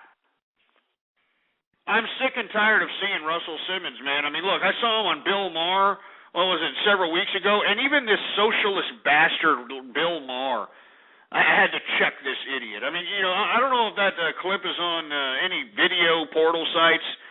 I mean, but, you know, here you got Bill Maher, some socialist, open socialist, pompous jerk, sitting over here, you know, basically questioning the same thing that I'm being critical of Russell Simmons on, and all Russell Simmons did was just with a shit-eating grin looking like, oh, the rough card, and I'm a guy, you see the rough card, and he looked like an idiot. He looked like an utter buffoon. And I don't care if you're going to exploit people. I don't care if you're going to exploit your people and make money. Don't sit over here and try to claim that you're, you know, some kind of a god. You know, don't try to sit over here and claim that you're some kind of a pious person, that, you know, you somehow are holier than thou or anything of that nature. You know, you're a piece of crap, Russell Simmons, all right? You're a piece of trash. You are a reason why our social landscape is completely down the gutter pimp hole. You understand that, Russell Simmons? You are the reason why American society is down the gutter pimp hole. You're the reason why you've got kids of every ethnic makeup, white, Asian, Latin, you know what I mean, whatever racial makeup, Indian, you know, sagging their pants, you know, putting their hat backwards to the side, you know, going out here looking like complete and obnoxious jerk-offs. This is your contribution there, Russell Simmons. Your contribution is formulating this whole ghetto mentality that never existed, and if it did exist, it only existed in a small portion of society, all right? A small portion of society, but here you had, you know, Russell Simmons exploiting it as if it was the mainstream and basically suggesting to naive minds through the form of media to basically adapt and adopt this stupid gangster-ass mentality even in middle-class or rich neighborhoods. It's a disgrace, man. It's an utter disgrace. And then this guy's going to sit over here and say, yeah, I'm a good guy now. I do Hindu. I do the Hindu. I Hare Krishna. You know, and I'm a black guy, and I'm about Black America, and the black people over there. You know, he talks all this like pro-black nonsense. And who did this asshole marry? Kimora. Some Samoan transgendered-looking bimbo that, you know, it had nothing to do with Black America, and yet this guy just makes me sick, man. He just makes me sick. I mean, I can't believe people are this stupid. You know, I can't believe that, you know, individuals can look at Russell Simmons and can't throw a tomato at this piece of shit. You know? I'm surprised they can look at this, you know, the people in the ghettos, the black ghettos, and the people that are actually suffering the strife that was implemented by this idiot's suggestions through his various forms of media. I don't understand why these guys can't just spit on this idiot whenever they see him, because he's a moron. And then he's still exploiting him with a smile on his face. I mean, what a disgraceful piece of crap. These are the guys that make capitalism look bad. Soulless assholes like this, you know. Russell Simmons, like, yeah, I got my rough card. I got my rough card over here. We got my rough card, and I got my Def Comedy Jam, and I got my Def Jam Records, and I got my I'm a rich guy, you know, and everybody can be rich. I got my big mansion. I got my big data. Shut up. I mean, you know, Mr. Black America, trying to be Mr. You know, king of all blacks. You know, that's what you know, Russell Simmons is trying to be, king of all blacks over here, and he's sitting over here exploiting these people. You know, I mean, why in the hell should you have to pay $9.95 a month when you're holding on to a debit card that you're putting money into? You know, $9.95. I mean, why don't I just buy gift cards then? Why don't I just buy a Visa gift card off the shelf? You know, off a grocery store. Why do I need a Rush card? Huh? Russell Simmons, and pay $9.95 first of all just to have it each month. And then to pay a refiller fee, a transaction fee, a this fee, an ATM fee, all these fees. I mean, you're exploiting the ignorance of your own people, Russell Simmons. You've been doing it for years, and you're a piece of shit. In my personal opinion, you're a piece of crap. You know what I'm saying?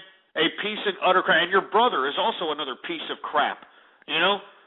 This stupid, fat, jelly-ass asshole who thinks he's some kind of a reverend now, and for some reason, everybody thought he was so important or something that we had to see shows of this fat, bloated asshole being a hypocrite. I mean, that's what's funny about it. I mean, we actually had to see a show. Remember that Run, whatever the hell, that stupid asshole that's a preacher, and we had to see a stupid family, and you know him being an indulgent glutton on the back of God's name. You know, this is the kind of family that this Russell Simmons comes from. They're scumbags. You know, they're utter scumbags. And I am sick and tired of seeing this guy's mug on television. So, you know, Russell Simmons, piss off. We don't want to see you anymore. I mean, you're rich, right? You got all your money. Why don't you just stay in whatever little stupid hermit hole you belong in and don't come back? I mean, not only that, your teeth job looks disgusting, all right? Whoever the hell was your orthodontist was a pathetic job. Those teeth look faker than, you know, the rug on Marv Albert's head, you moron. I mean, the whole purpose of getting cosmetic dental surgery is to make it look natural. Stupid asshole. You might as well have just gotten Birdman teeth. You know, at least I would have respected you then. I'd have been like, well, you know, hey, he's got platinum in his grill. But no, Jesus Christ. Anyway, I want to hear from you. 646-652-4869 is the number to call here. I know I'm basically tearing Russell Simmons a new asshole, but he deserves it, man. And if anybody happens to know that piece of shit, you tell him I said that, man. You tell him I said that. I've tried to tweet him a couple of times to try to get a reaction out of his ass because I know he answered his tweets, but he didn't answer mine. You know, he didn't answer the fact that, you know, I basically called him out on exploiting his own people and making millions off of it. And now he's trying to be a holier-than-thou peacemaker, for Christ's sake. I mean, you're a piece of crap. Utter piece of crap. So, you know, Russell Simmons, you better hope we're not in a bar room because I would bitch slap your ass. I would bitch slap your ass. I would commit the crime, do the time, and I would not bat an eye for it. You know what I'm saying?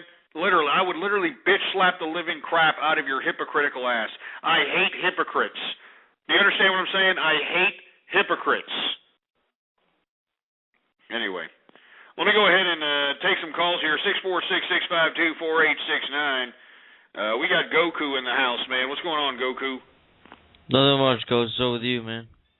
No, nothing much, man. Just a little upset at Russell Simmons over here trying to get on the, you know, holier-than-thou soapbox when this guy is a contribution to the reason why our social landscape in America is so warped.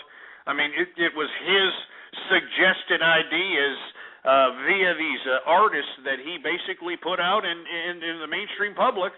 It's these artists that he exploited that, you know, and he knew they were fake gangsters. You know, there were never any real gangsters in gangster rap. Always remember that, Goku. There were never any real gangsters in gangster rap. And if there was, they all got arrested. You know, I mean, you heard about these guys. Hey, this rapper, you know, he gets busted because he's got, 35 kilos of coke in his recording studio. I mean, those are real gangsters, you know. They're getting busted. You know, all these other assholes like, 50 Cent. You're talking about an asshole from the word go, man. 50 Cent is the fakest gangster of all time. This is the guy who took the name off of a dead gangster, a real dead gangster out of Brooklyn, New York, 50 Cent. As a matter of fact, I think there's a big mural of the guy, the real 50 Cent in New York. And this is it right here. This is it. He took this guy's name and just ran with it, you know? It's sick, Ghost. It's like, hey, man, I'm tired today a lot. I don't know why. I know, man. You sound a little tired, man. You all right, man? Yeah, I'm all good. I'm just this week's been. It hasn't been rough. It's just I've been going to sleep late. And, I gotta wake up like at 6. So I mean, it's. Hey, what are you playing games or something? No, I'm homework. Oh man, are you kidding me, man? Damn. It sucks. And yeah, horrible, man. Kind of fell asleep through your show. My bad. I didn't want to fall asleep, but I was just that tired, so I don't have much to say. So I'm just gonna let you take some more callers, there, Ghost. All right, Goku, no problem. Hey, man, email me up ghostpolitics@yahoo.com, man. I'm building a new social networking site completely dedicated to capitalists, man, and you should email me up, man. We'll make you a member, man. Oh yeah, I heard about that. All right, yeah, I'll be sure to email you up. All right, man. Thanks a lot. You take it easy, Goku, man. I hope you feel better, man. Yeah, no problem. All right, that was Goku there. He did sound a little tired, man. He sounded like he was a little haggard down, I mean, Jesus Christ. I mean, Goku, it's, it's just school, man. You know what I mean? And, believe it or not, the only thing that counts is the standardized testing, Believe it or not, you can completely fail your classes, and as long as you take these little standardized tests and pass them with flying colors, they pass you through the next grade. I kid you not. If you don't believe me, you kids should know. I mean, they teach you how to take the test right from kindergarten. They're like, they don't teach you how to learn. They teach you how to deduce the answer. They're like, well, look, these are tips and strategies, all right? Tips and strategies on how to come up with the answer, even though you don't know the answer. I mean, unbelievable, unfreaking believable. Well, hey, Goku's already passed his graduation test to graduate. Unbelievable. Yeah, it is true. Mystery Man, it is true. People are asking, are you kidding me? I mean, this is how American education system is? Yes, it is. I mean, this is what these teachers are having such a hard time doing, and yet, they're still bitching about how they want more pay and less responsibilities. They're out there in Wisconsin pissing and moaning that they deserve all this, bloated salaries and bloated pensions, for Christ's sake, and all they're teaching these kids how to do is take a freaking test. And it's not even a test that, has any cognitive reasoning. It's an A, B, C, or D. A, B, C, or D. So even if you're guessing, even if you just go down the whole list and bubble in A, C, D, C, A, C, D, C, you've got 25% chance of actually scoring a high grade. I mean, 25% chance off of just guessing. So that means you have to do 75% of actual deducing, I mean, it's just unbelievable. I mean, 1 out of 4 shots. I mean, that's better odds than Vegas, man. I'm serious. I mean, that is better odds than Vegas. And our kids, the children of America are supposed to be learning, They're supposed to be learning from this crap. Seriously, they're not, man. Anyway, I know I was badgering Russell Simmons. He deserves it. I spit on that bastard. Hey, Russell, if you're listening, puh. And tell that ex-wife of yours, Kimura, if she wants to continue to wear these, juicy couture, ass cheek showing shorts, she needs to lay off the hog or whatever's in her Samoan diet. She needs to lay off the pig or some crap because she's starting to pack on the pounds. And, look, I don't care. Be honest with you, I do not really care if you're fat in the ass. If you're a capitalist, you can do whatever you want. But when you're on TV and you're actually selling your physical appearance on a physical medium or a visual medium like television, and you get lazy and, you just start getting fat in the ass, then I believe that you should be chastised for it because, look, that's your job. Your job is to be pretty or handsome on television. And if you can't do it and you can't put the freaking fork down, well, then you shouldn't be paid the millions of dollars that it takes to be on television, you moron. So this is what I'm saying to Kimura. Look, Kimura, I know that you got a big settlement from Russell Simmons, and let me tell you something. Anybody who has any kind of common sense saw that coming. Now, we could smell the gold digging out of your asshole. And lo and behold, you got your own show. I think she's got it on the Style Network or something like that. Her ass cheeks hang out. I mean, there's more cottage cheese on that ass than 100-year-old cheese ball. I mean, seriously, it's just disgusting. Anyway.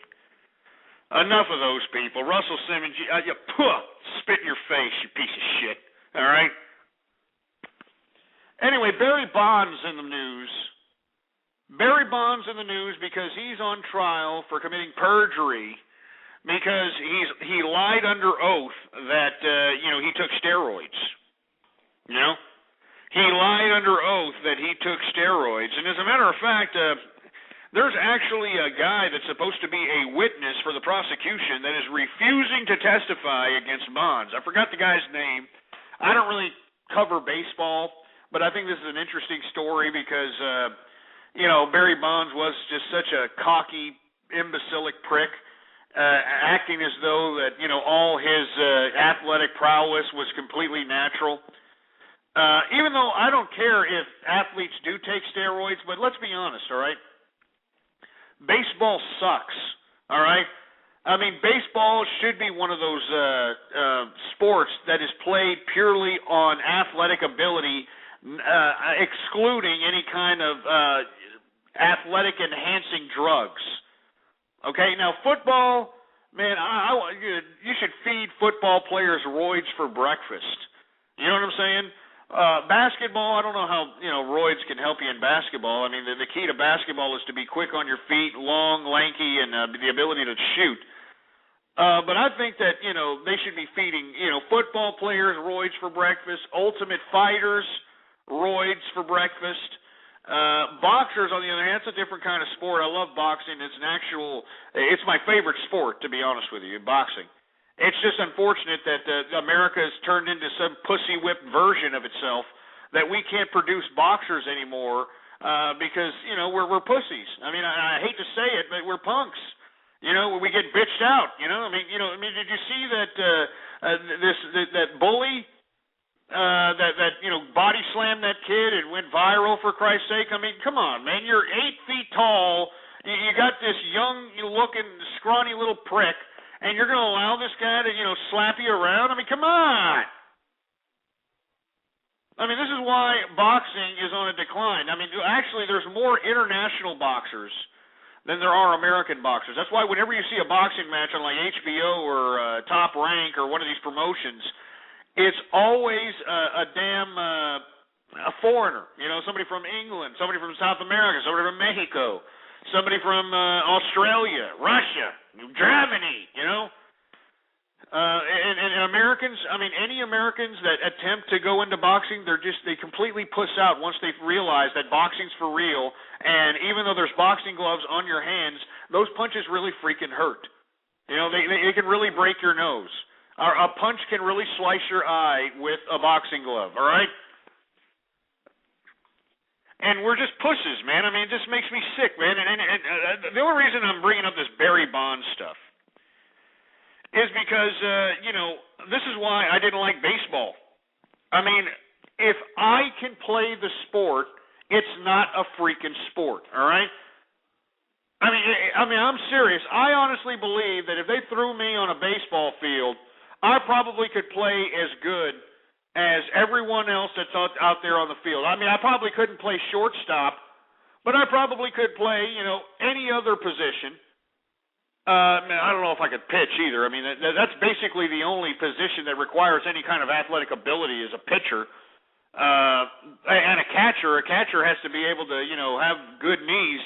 But both of those positions, if you happen to play it, you have a short lifespan. If you play any other position, you could play for 40 years.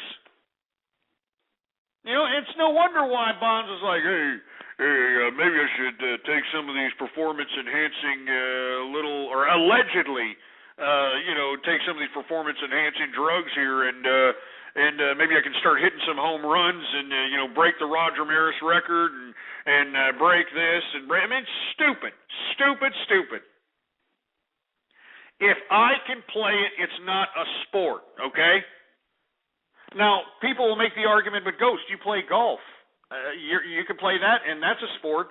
Yeah, but I'm not shooting 62 under par, asshole, all right? I'm not making these spectacular moves out here that, is like, setting par course records and crap like they do in the PGA. All right, I mean, my handicap is fairly decent, but I mean, I could never compete with these guys that can, literally chip a shot right into the hole from the bunker. That can drive 350 yards. So, I'm telling you, I mean, even though I can play golf, I can't really play golf, but I honestly believe that anybody can play baseball. Everybody does play baseball. As a matter of fact, some small companies here actually have there's a company softball league where, the people that work for the company actually go out and play softball against each other's companies, and it's just a little friendly thing. And let me tell you something, these little softball/baseball games are actually just as competitive, if not more competitive, than these assholes in baseball, man. And you know what makes me sick? Is that this is why the NFL players are pissed. This is why I haven't even brought up the NFL strike that's going to happen. Because, look, I kind of agree with the players on this end here. I don't understand why the players in the NFL can't get a bigger contract than those assholes in baseball. Now, I know that baseball, there's like 120 games and advertising or whatever, but who sits through a whole baseball game, seriously? I mean, it is the most boring game on the face of the planet. It's like, all right, looks like the catcher is giving him a fastball down the middle, maybe one to the side.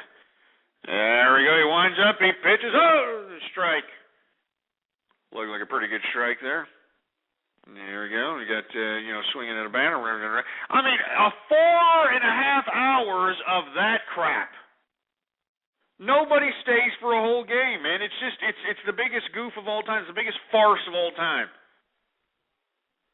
So, Barry Bonds, I mean, I hope that you finally are found guilty. As a matter of fact, the star witness, this was what I was alluding to. The star witness is refusing to testify against Barry Bonds because I guess him and Barry Bonds are, down with each other like AC was down with OJ. And believe it or not, this witness, I forgot the guy's name, has actually already spent a year in jail. A year in jail for not testifying in this case, this perjury case against Barry Bonds.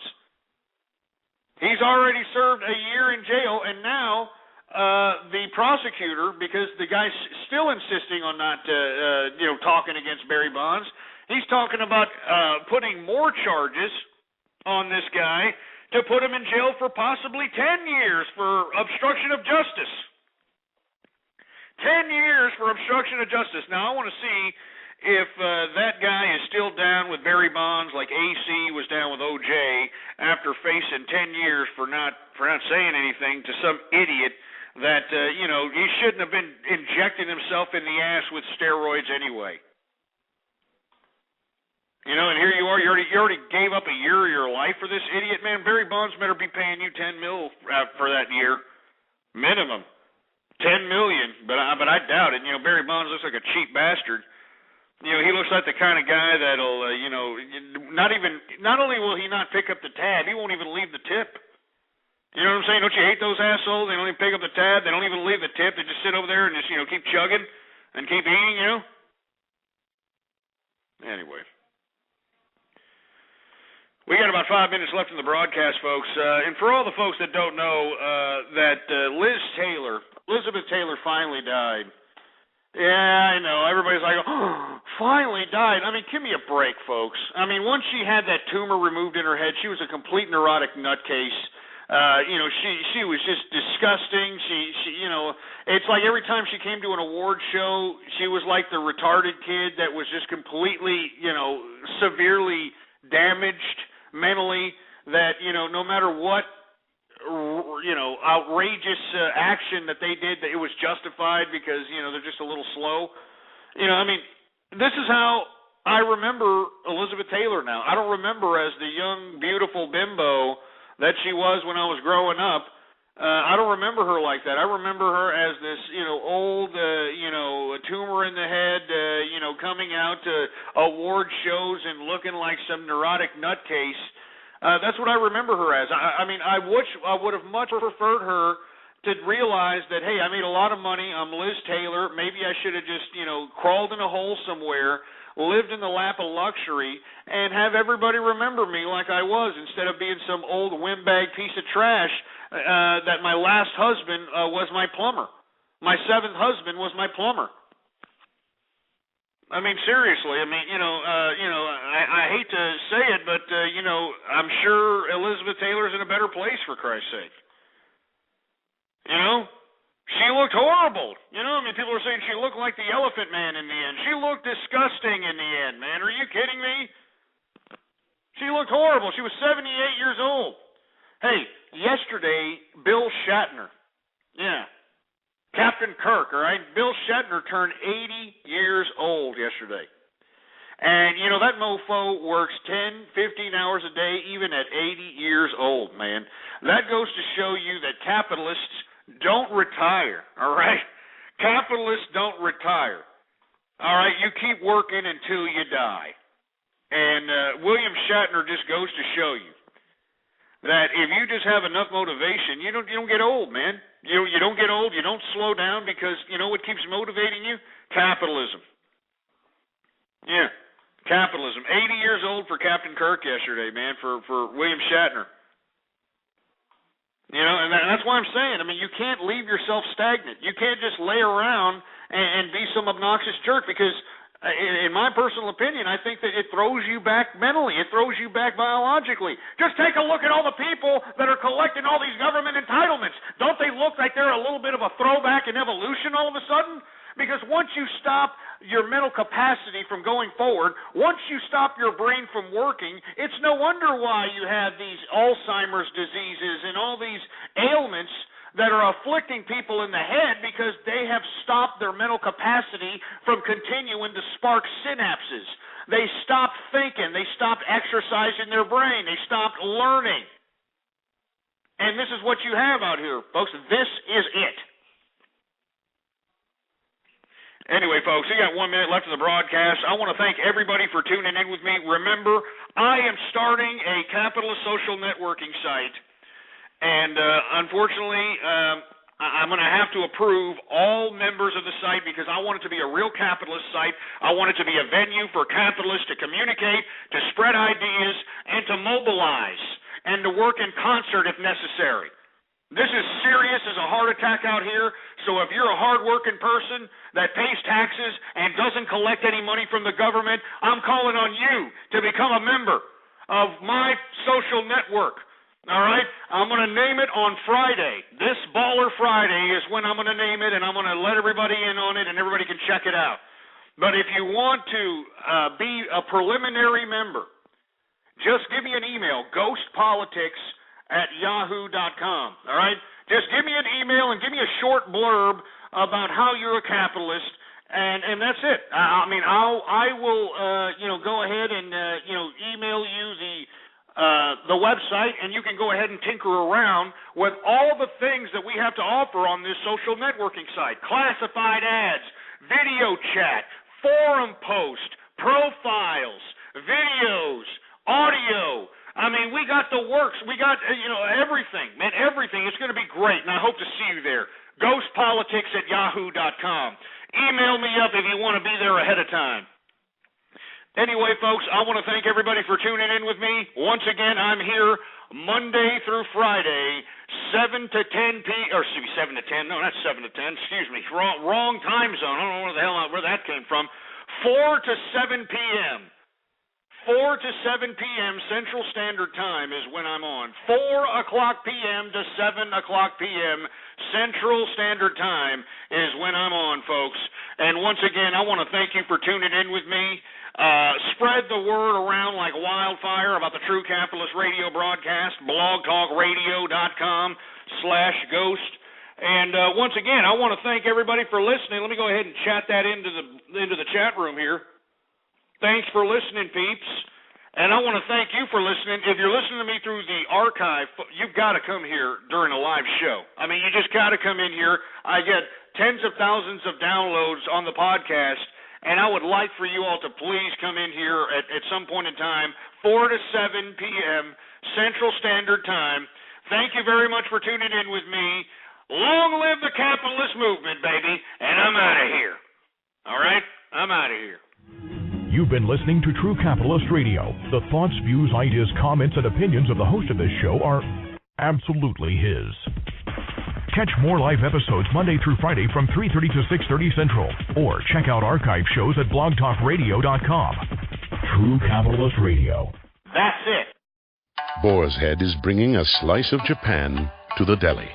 Introducing Boar's Head Ichiban Teriyaki-style chicken. Tender, slow-roasted chicken breast, coated in our signature teriyaki glaze, where ginger, garlic, and a hint of brown sugar meet for a flavor that's both sweet and savory. New Boar's Head Ichiban Teriyaki-style chicken. The bold flavor of Japan. Now at the deli. Only from Boar's Head. Compromise elsewhere.